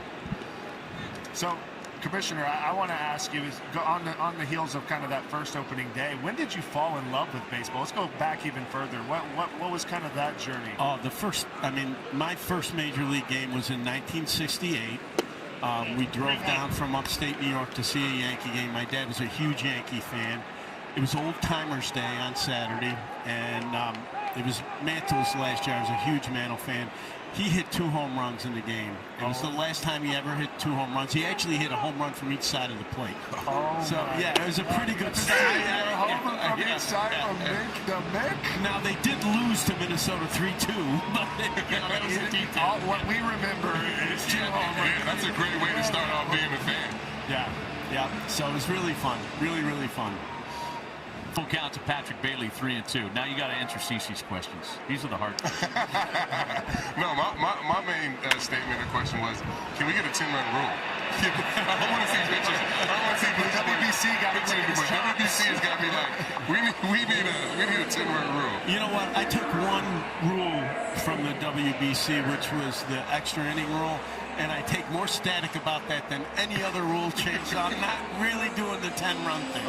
That rule is constant success in rule changes. That one's known as broadcaster's delight. Yeah. Extra innings rule. Broadcasters like it. The fans like it. My traditionalists are still not on board with that one. Harrison Bader with a high infield pop that Jazz Chisholm will handle. Well, so far so good for ABS. I think the response has been great. Yep. The uniform personnel, players, and coaches are on board, and we've already had one tonight. Yeah, I think that, using it in the minor leagues, getting the players have a chance to get used to it, doing it in spring training the year before this, I think really important. There's something fundamental about the desire to get it right in high leverage situations. And if you look at the fundamentals, I think it's a great change for us. 2 quick outs now for Luis Ariz. And, I think a lot of fans would have thought that the umpires would have given you pushback on that, but they, too, want to get things right. It's the spirit of instant replay, of review. I agree with that. The umpires have been great in terms about changes in the game that affect them. They really have been really cooperative. Mr. Commissioner, we want to thank you for joining us. Quick inning, but happy opening day. I know you're busy, off to L.A. for the ring ceremony for the Dodgers tomorrow, and best of luck. All right, thanks, man. 2026 is underway. With the Commissioner Rob Manfred joining us in the booths. Mid-game, and this call to the bullpen for expert relief is presented by Intuit TurboTax. It's Keaton Wynn who is the first in out of the Giants bullpen on this opening day. Guy who got into a few spring training contests, just 7 innings of work, gave up 5 runs. And Wynn is the first option for Tony Vitello in a 7-0 deficit, top of the 6th inning. And Keaton Wynn, he's a guy who's got a big split finger, real power arm. You're going to see a lot of sinkers up at 98 miles an hour. And had himself a pretty solid spring, pretty impressive to make the team.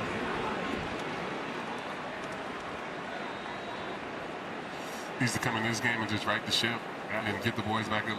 Just get them back in so we can just keep swinging the bats, man. He's a guy that's going to attack the zone for sure. He's not going to walk a lot of people. He pitches to contact. Quickly in front of Wells, 1-2. That's something I think a lot of people don't do these days, is pitch to contact. Having a chance to throw the ball over the plate, pitching to contact, getting weak contact, and losing weak contact. It's just something that, I feel like the better guys, the better starters or the better relievers in the game do it, but not a lot of guys do. Pitch to contact. Come on, see? These guys need to strike. They got to strike everybody out before they even get in the box. I want to see Bill Miller lean back. 104 miles an hour, blow it out for 2 1/3, and then, go to the next guy. That's kind of what a lot of people think pitching has devolved into in this state. But there are a lot of folks like CC trying to bring it back. And it's still 2-2 to Austin Wells, who's got a couple of base hits here tonight. Nice play up top. Upper deck, one-handed. Upper deck, one-handed. Yeah, that was nice. Fans are appreciating it, staying locked in. 2 balls and 2 strikes on Austin Wells. That's outside, 3-2. Commissioner Manfred was talking about the World Baseball Classic when he dropped by for a quick visit last half inning. I don't know that anybody enjoyed the WBC more than Austin Wells. By virtue of his mother's lineages, played for Team Dominican Republic, hit a big homer, and was like an honorary rice and beans guy. At least that's what his manager Albert Pujols called him.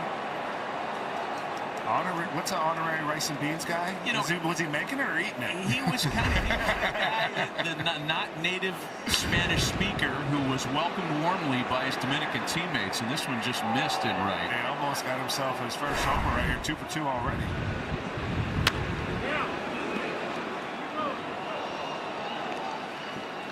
Something of a renaissance man too. He's like you, Hunter.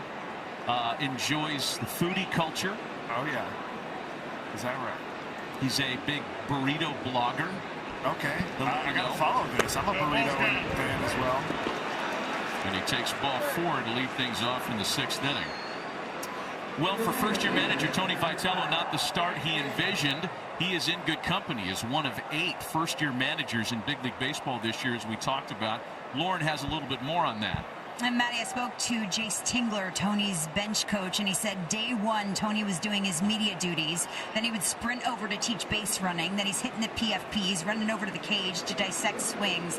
We have to remember in college, right, coaches have smaller staffs. They have to do so much more with so much less. He has it out in right field. So Tony said, this is the big leagues, and his staff said, you don't have to do everything anymore. We got people for that, Maddie. I guess that's the biggest difference too, Lauren, because when we visited with Tony, he talked about so many resources that we take for granted in the big leagues being available at the college game as well. But it's that manpower support, that human support that really has been the big difference for him. And here's a lot of manpower stepping in now in Aaron Judge. And this is a matchup for Judge. The sinker split goes right into his bat path. This is dangerous for Keaton. That's outside. Judge is over 3 with 3 strikeouts too. I know he's looking to barrel something up. So it's probably a little cranky.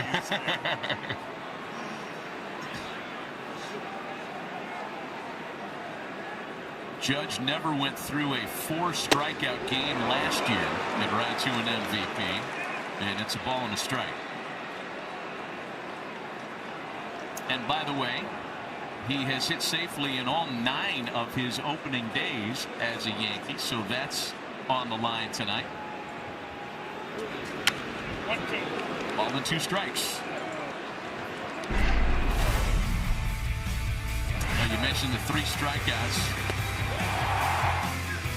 Peter, changeup, and Judge swinging in the 4th. Ball's down. I'll see it, please.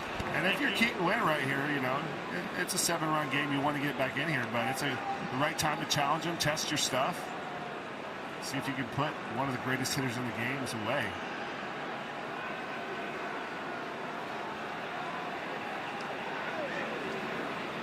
Two and 2 the count, Aaron Judge. There have only been 2 Yankees in franchise history to have endured 4 strikeout opening days. 4 strikeouts in a game known as the sombrero, the golden sombrero. Oswaldo Cabrera in 2023 against these Giants. And the previous year, Giancarlo Stanton had a 4 strikeout opening day against the Red Sox.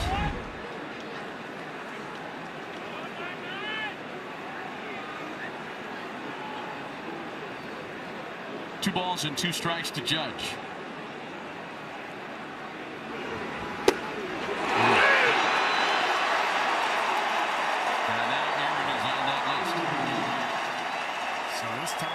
To Keaton Wynn, and they're putting the golden sombrero on their head. Giants fans, something to cheer about. Got to give him a lot of credit right here. Came right after him. You know, threw a fastball right there, right down the middle. Probably, you know, kind of surprised Judge. Probably thought he was going up. but got a fastball right at the knees. If I told you guys that a suggested narrative today would be Yankees score 7 runs in 5 innings and Aaron Judge strikes out 4 times, you would have said what? Opening day. I would have said absolutely not. There's no way. There's no way. But just a testament to the way these guys, put together the lineup. Like I said, 4, 5, and 6 is going to be huge for those guys. The bottom of the lineup, 4 hits in a row. So it's just a testament to how deep this lineup and how good it is. 0-2 the count to Cody Bellinger. You don't lead the league in runs on the heels, even though you have an MVP. It takes a team, and it is a deep lineup, and there are no holes. And the bottom of the order really stepped up here against Logan Webb today. Keaton Wynn trying to strand that leadoff walk at first base. He will do just that with back-to-back strikeouts of a couple of MVP bats through 5.5. Our guest pretty familiar with that little tract of space as we're back in a 7-0 lead for the New York Yankees, bottom of the 6th inning. Matt Chapman the first to face Max Fried as we welcome Barry Bonds into the booth. Enjoyed you on the pregame show, Barry. That looked like you guys were having fun out there. We had a good time. I think it was really good. The 3 of us worked together. We worked well. We had CeCe come in there. It was fun. Get a picture. You got to get a picture in the mix. Really? It's not hard to talk baseball, right? What's your thoughts of the game? What are you watching so far here today? What's popped out for you? I'm watching just day 1 right now, right? It's first game. Things are happening. Willie, I saw the first and third, less than 2 outs. Willie should have got that run. They could have gave the Giants momentum at that time. Aaron, I don't know. I think it seems like he's thinking a little bit too much up there at the plate right now instead of just letting it go. But we can't analyze day 1. Yeah, he's a little in between right now, but it's the first day. Yeah, it's first day. 2 balls and a strike to Matt Chapman. Chopper for Jazz. Hot shot. And he makes the catch. That got on there on a line, and he's telling Jose Caballero, did you see that? Yeah, Chapman, he's got some, it doesn't look like he swings that hard, but he's got those forearms that are crazy. That was 107 off Matt Chapman's bat right here on a low line. And look, that's just a forearm flick. Jazz Chisholm, nice play. Never seen a guy get 8 up on a line drive. Put a glove on that, Paul. I could watch Jazz Chisholm play. I mean, he plays with such joy. He is so much fun to watch. He's a perfect Yankee, man. Yeah. He is, and he brings that speed and power combination that they need, in the lineup, and a guy that can steal some bags and, like he said, try to go 50-50. I like that. He said, why not shoot for the stars and land on the moon? Speaking of 50-50 and 50 home run kind of guys, Barry, what are some of your memories, and did you set goals before you went into the season? Were you like, I'm going to hit this amount of homers? What was kind of your take on going into the seasons? Well, like I said, I have my dad really with me all the time. My dad just said, hey, if you can do it once, you do it twice. So consistency is what makes the game. Which, if you're going to hit 300, you should be able to repeat what you've done. Rafi Devers with a line shot for Judge. A well hit out number 2. When you came here, Barry, there was so much discussion of the Yankees being interested. Do you ever think back in a what-if sense? What if I was a Yankee? That short porch, you might have hit 1,000 home runs. I got to tell you a story because George isn't here anymore, so I can tell the truth, right?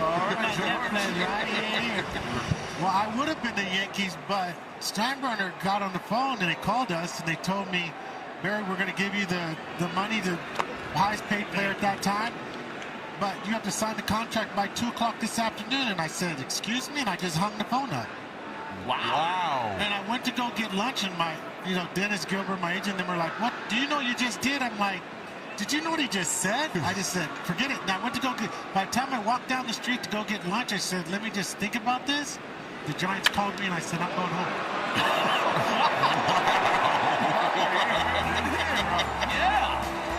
I think that's going to get pushed around on social media a little bit, that story. It's the truth. That's exactly what I was told. T-Mobile members get free MLB.TV. Redeem at T-Mobile.com/MLB. It's a beautiful night in San Francisco. Coit Tower in the distance here at Oracle Park. It's been all about the visiting New York Yankees on top 7-0. Giants on their second reliever of the contest. He is a former Yankee. Right-hander JT Brubaker taking over here in the 7th. And his pitch to Ben Rice misses the plate. It's 2-0. And for Brubaker, it's a 4-pitch mix. He's got the sinker, slider, changeup, and curveball. Uses them all. Mainly the sinker, though, 50% sinkers. And he falls behind 3 balls and no strikes.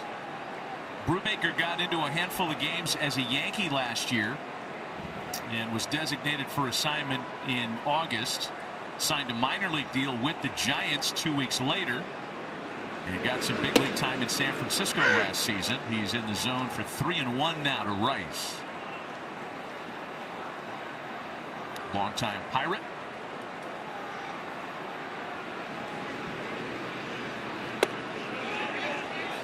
And on the appeal, he swung the bat. I think Ben is going to have to. Third base, I think he did not swing. No swing. So he's got the walk. I say Ben took those pads off rather confidently, so I took the head fake from the third base umpire, and Rice is aboard on the walk. So now Giancarlo Stanton with the leadoff hitter aboard. Leadoff hitter has reached base now in 3 straight innings for the Yankees.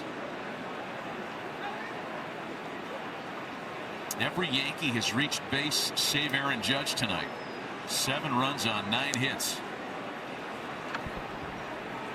And it's just this type of lineup, man, with the power that they have, but the patience that they have, it just drives you crazy as a pitcher. Like you go home after the game, you just spit. You know what I mean? Like you're just trying to figure out ways to get strikes, get weak contact, and they are just so patient, make you get in the zone, and when you do, they put the barrel on it.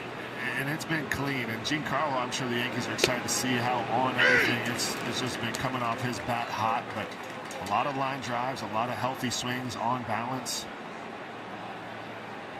Stanton 2 for 3 with an RBI tonight.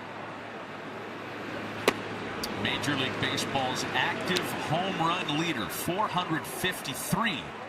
An appropriate conversation after our visit with Barry Bonds. Stanton 40th on the all-time home run list. 2-2. Yes, you did. And that time, Big G unable to hold up. Pretty impressive, though. Just, I'm not a math major, but I believe that's 47 home runs away from 500. And right here gets the slider away in the dirt and unable to hold up. That looks like a go.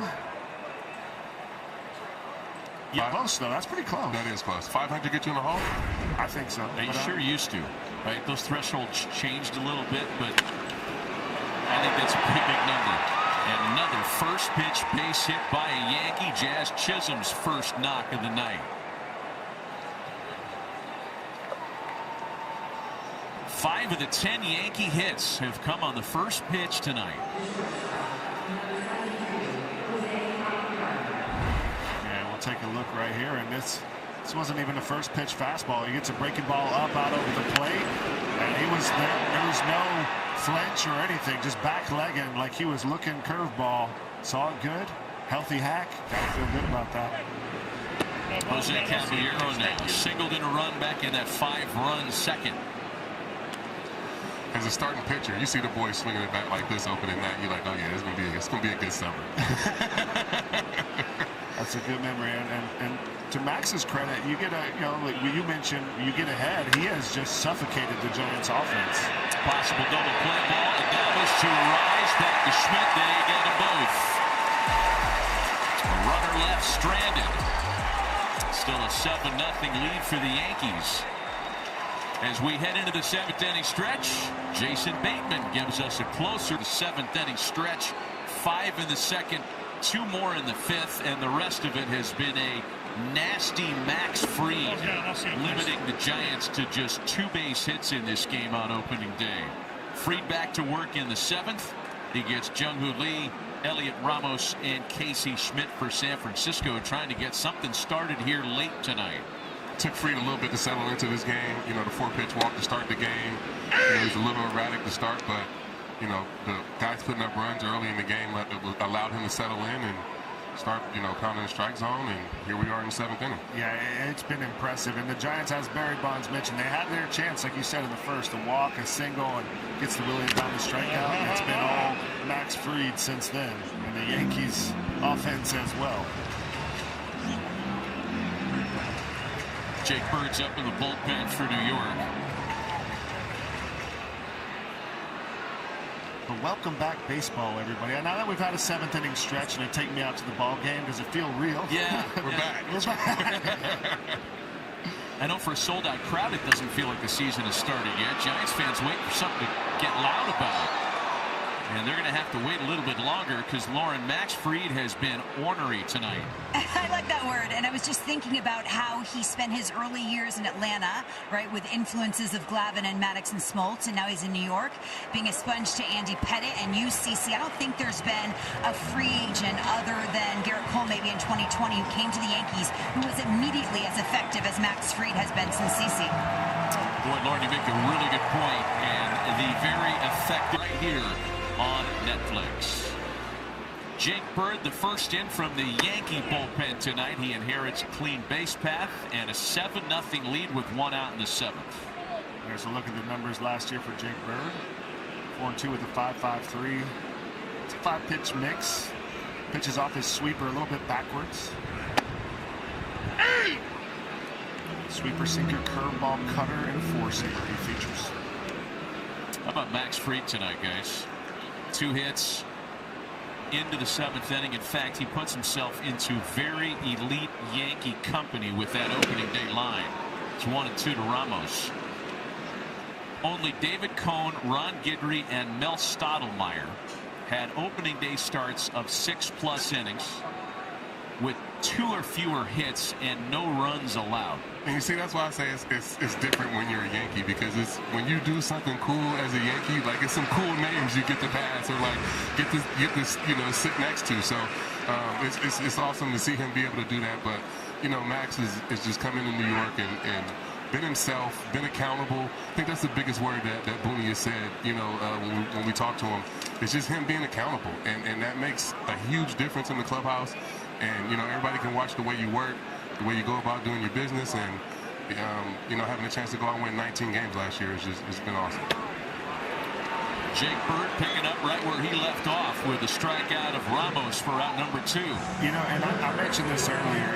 You said it. Accountability, no excuses, low maintenance for Booney, but that's infectious in the clubhouse when he loves pitching. He mentioned that he's smart. He's relaxed. You know, he's a California kid that has kind of a more relaxed vibe. But when you love to pitch and you're studying and you're smart, you just help everyone around you. And what a tone he set. And he's standing right next to Will Warren right there, and you know that's rubbing off on him. And you know, it's just great when you have that type of accountability from your superstar, like you said, low maintenance, and it just rubs off on everybody. So a 2 gone. Here's Casey Schmidt, hit by a pitch and hit into a fielder's choice tonight. 0-1 from Bird. On the ground past Bird for Jazz. And 2 pitchers combine on a 1-2-3 bottom of the 7th. It's still 7-0 Yankees. I was Shohei Ohtani before. Come and eat some W's with me. Come and eat some food. You can see. Right in the net. Oh. Watch out. Get out my dirt, man.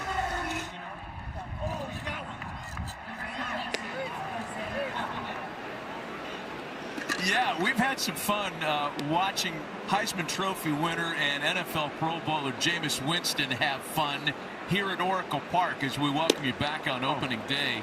Ryan McMahon leads things off in the Yankee half of the 8th. Jameis, it looks like you've been having the most fun of any of us tonight. Absolutely, man. You know, I am a fun person, and I know gratitude is the key to abundance, man. I'm grateful to be sitting here between Jay and Jacob and get a chance to watch a good old baseball game. If I'm going to be sitting down, man, I've been on the run.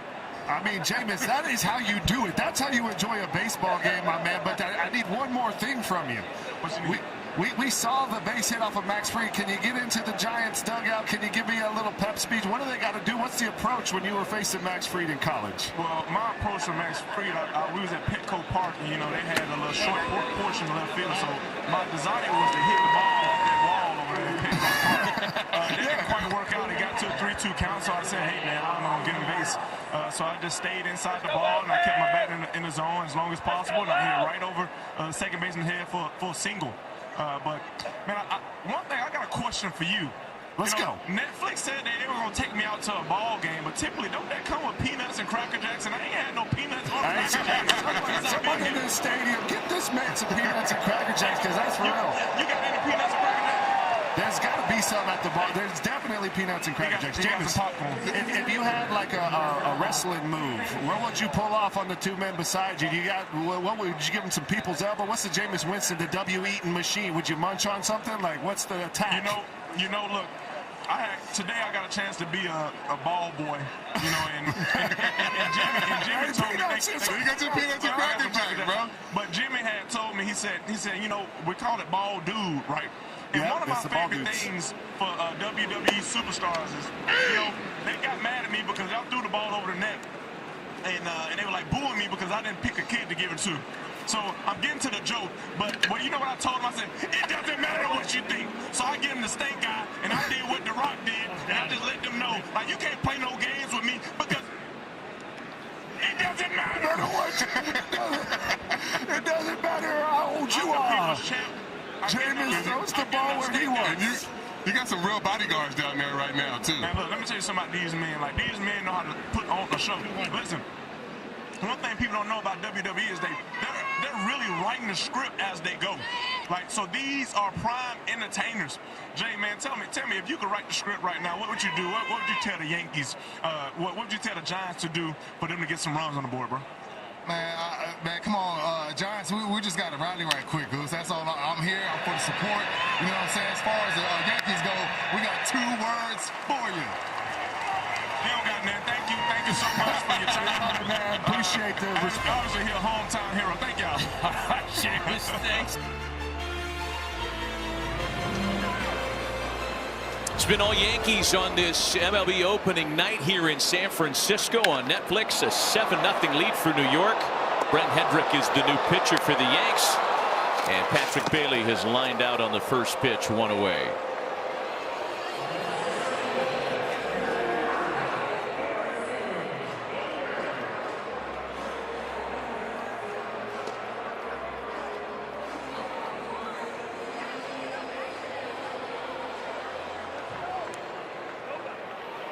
That floating Giants hot tub is about as lonely as the hits column on the scoreboard tonight.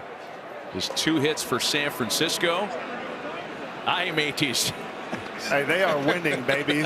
I got to get out there to McCovey Cove. It's so fun. I got to get out there. You're in the water, you're winning. You know what I'm saying? It's got to be a day game, though, because it's a little chilly right now. I got a little cold. Or bring yourself a lot of clothes. Harrison Bader, the batter, with 1 gone. Again, just 2 hits for San Francisco tonight. And for Brent Hendrick, it's got elite extension. He gets way down the mound. Big, tall, lanky, 4-seamer slider, split finger. The 94 plays up.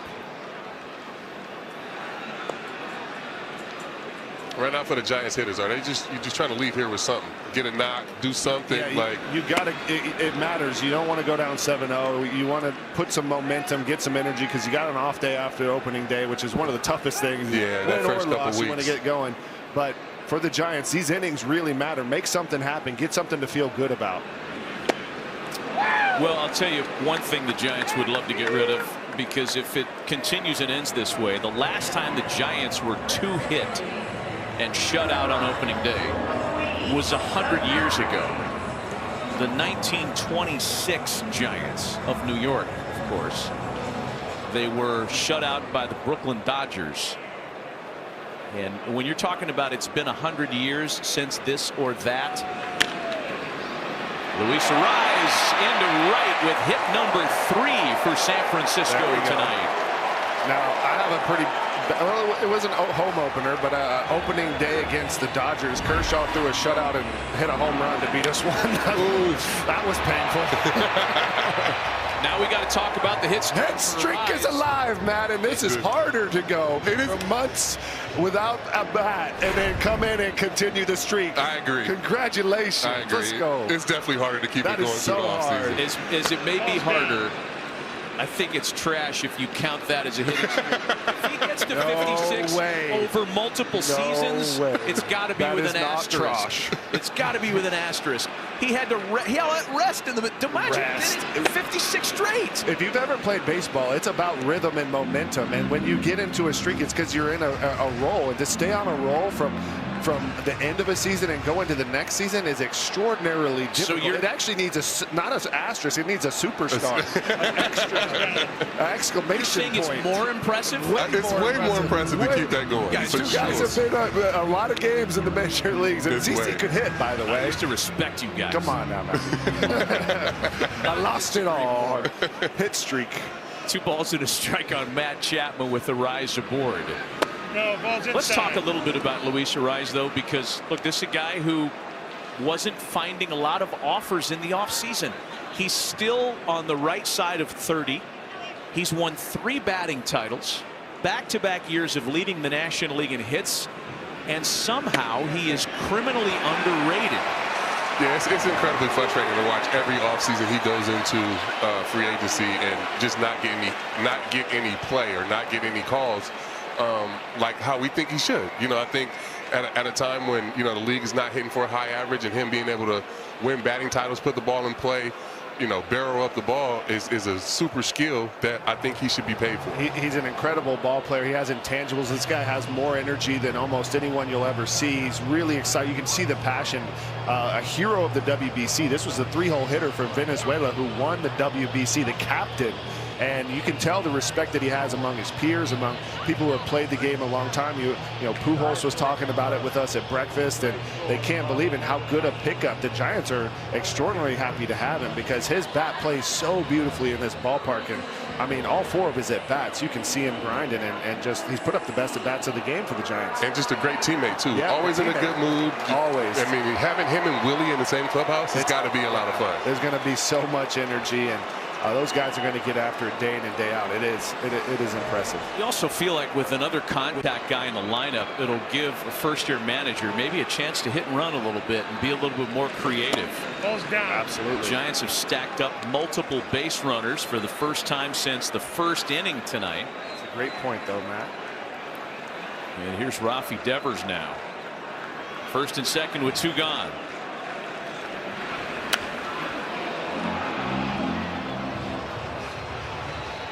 Devers not afraid to have some antics in the batter's box. He's entertaining as well, day in and day out. No, you're not. I think he was a little upset he missed that fastball, but you were right. The 94 to 93 plays up. Got on him a little better. Got on him a little quicker than he thought. Ball and 2 strikes.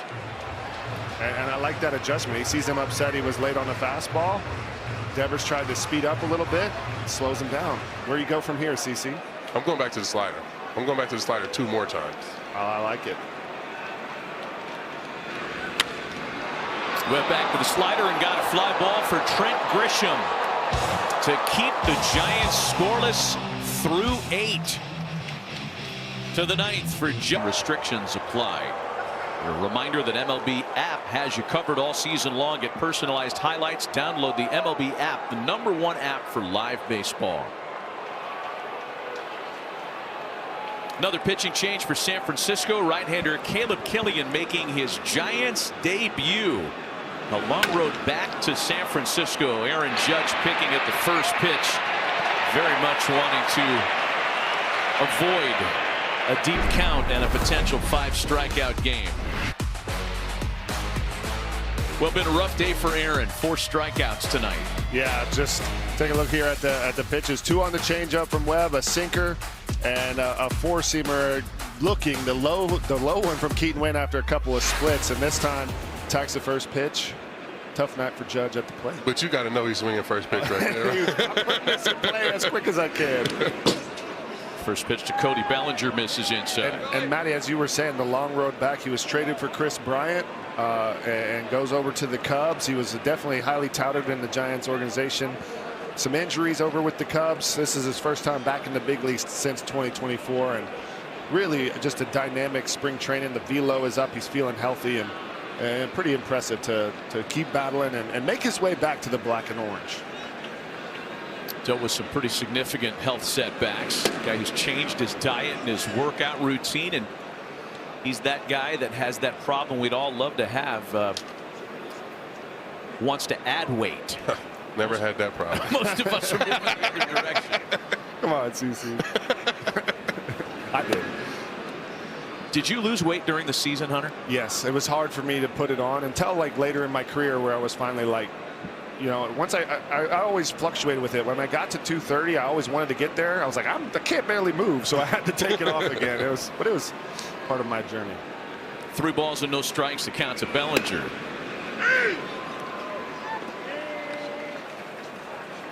Where did you want to be when you were playing? Did you have a specific spot that felt right for you? Anytime I was in between 305 and 320, I was at my best, which is crazy. I consider myself like an offensive lineman. I mean, mass is gas. Mass equals gas. It gives you that power, effortless power. 2 gone in the 8th. In the 9th, I beg your pardon.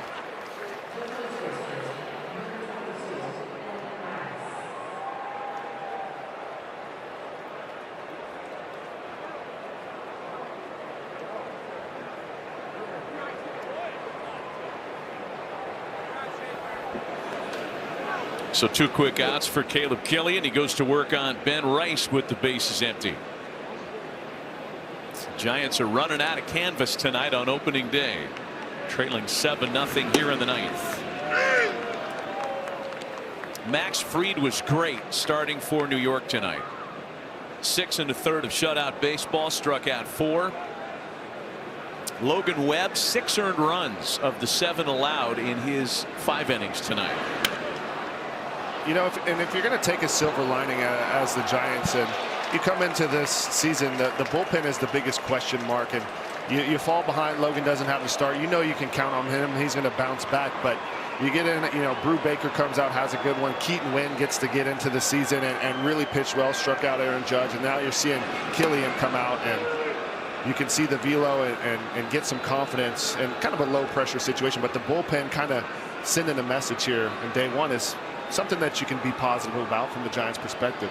And would you say that's the biggest question you think for this team coming in? 26? Yeah, with a couple of the injuries, Randy Rodriguez and Peguero, 2 guys they really relied on, and some of these guys stepping up that had good springs coming in. I know it's just 1 game, but some of these guys that if they can show up are going to really set this team apart and make them work. Well, an impressive 9th from one of their bullpen pieces. Last chance for San Francisco, trailing to the commissioner of baseball, and may not be reproduced or retransmitted in any form. The accounts and descriptions of this game may not be disseminated without express written consent. Back at Oracle Park, where the Yankees are 3 outs away from sealing up an opening day win on the road, and they'll turn to somebody very familiar to the Giants and their fans. Former Giant right-hander Camilo Duvall takes over here in the 9th. Yeah, very familiar to the Giants. Pitched really well for them. Traded over late last year to seal up this Yankees bullpen. Throws it up to 101. Slider, cutter, sinker. He's a huge piece of this Yankees bullpen. He's going, if he has a good year. A little case of the yips there as Jose Caballero clanks one, and it's an error on the shortstop that puts the leadoff hitter aboard for the Giants in their half of the 9th. Hey, base runners any way you can, and hustling right here, and that's just a tough hop right there for Caballero. Take a look right here. Gloves down, bounces up. Doesn't happen too often. Big league fields are pretty nice, but that was a tough hop. That was a tough hop on him.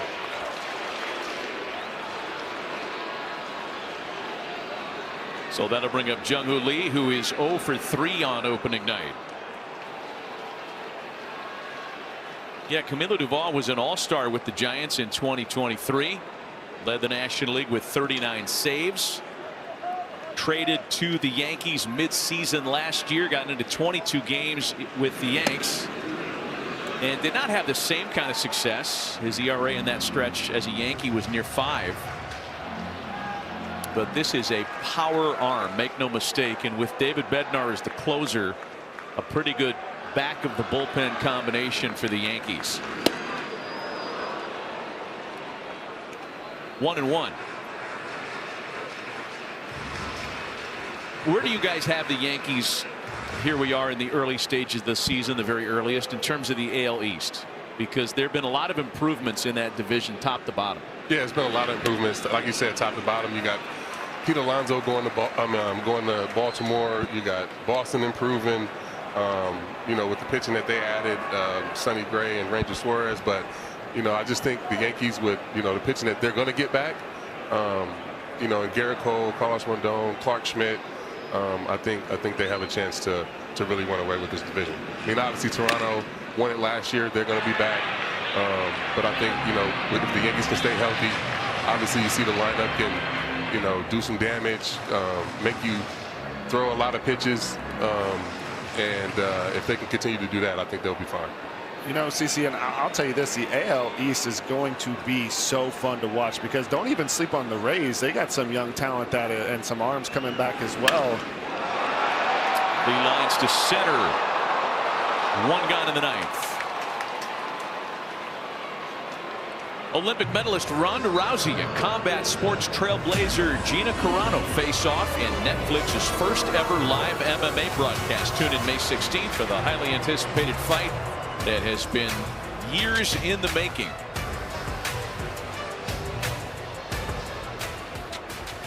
Two longtime favorites.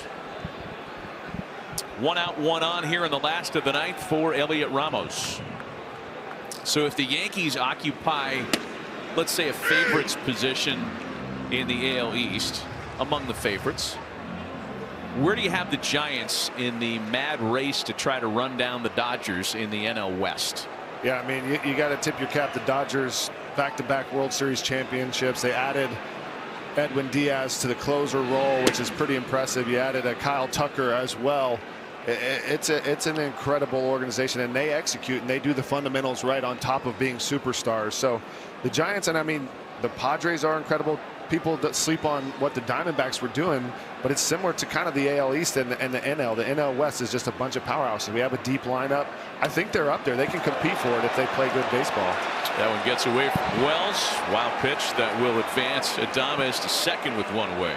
Yeah, I mean, you look around the diamond at the Giants. I mean, they got a lot of veterans on the team, and if they play well, catch the ball, play good defense, and stay healthy, they definitely have a chance. But the Dodgers and the Padres being at the top, and like you said, the Diamondbacks, improving every year, it's going to be a tough. Both divisions are very, very good. The backbone of any team is pitching and defense, and you're looking at Robbie Ray as well. Logan Webb has to, you're going to expect him to be Logan Webb. And then you added, Malley. These are a lot of if they stay healthy, but Malley was, 2-3-1, one of the best pitchers over with the Rangers with DeGrom and Eovaldi, but that's another huge arm. So they have the starting pitching to battle with anyone on a day in and day out basis. 3 balls and a strike to Ramos. On the ground, another chance for Caballero, and the Giants are down to their last out on opening day.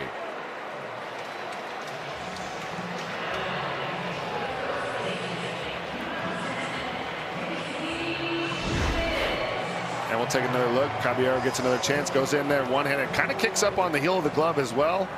Able to scoop it up. And Ben Rice, take that man to dinner, scooping you another one. That's a big pick.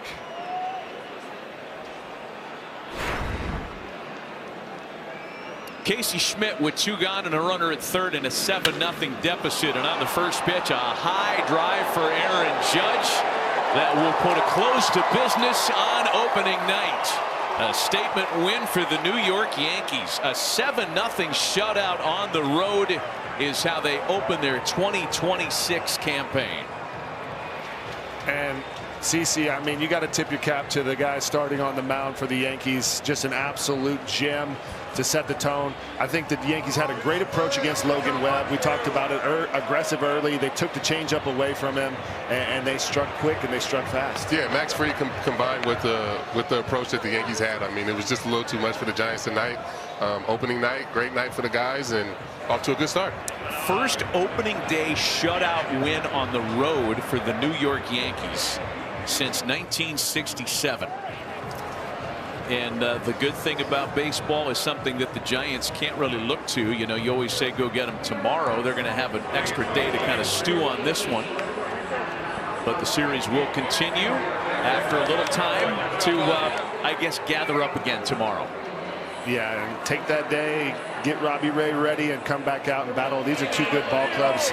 Not the greatest game today. The Yankees dominate, but you got to look at one other thing. We didn't see any home runs tonight. This is the first time in, I think, maybe 7 years that the Yankees don't hit a home run on opening night, but they still score 7 runs. So this offense has more ways than just the power ball and the Bronx Bombers to get after you. That's pretty impressive. Yeah, absolutely. Being able to go out and execute the game plan that they, wanted to go out and get something up early off Logan Webb, whether it's fastball, the changeup. They went, 4 for 6 early off of it, and they were just getting something up early and putting a good swing on it and barreling a lot of, really tough pitches. Harrison Bader kind of replaying the details of the night in 2 hours and 22 minutes. The Giants are shut out. San Francisco has now lost 6 of their last 8.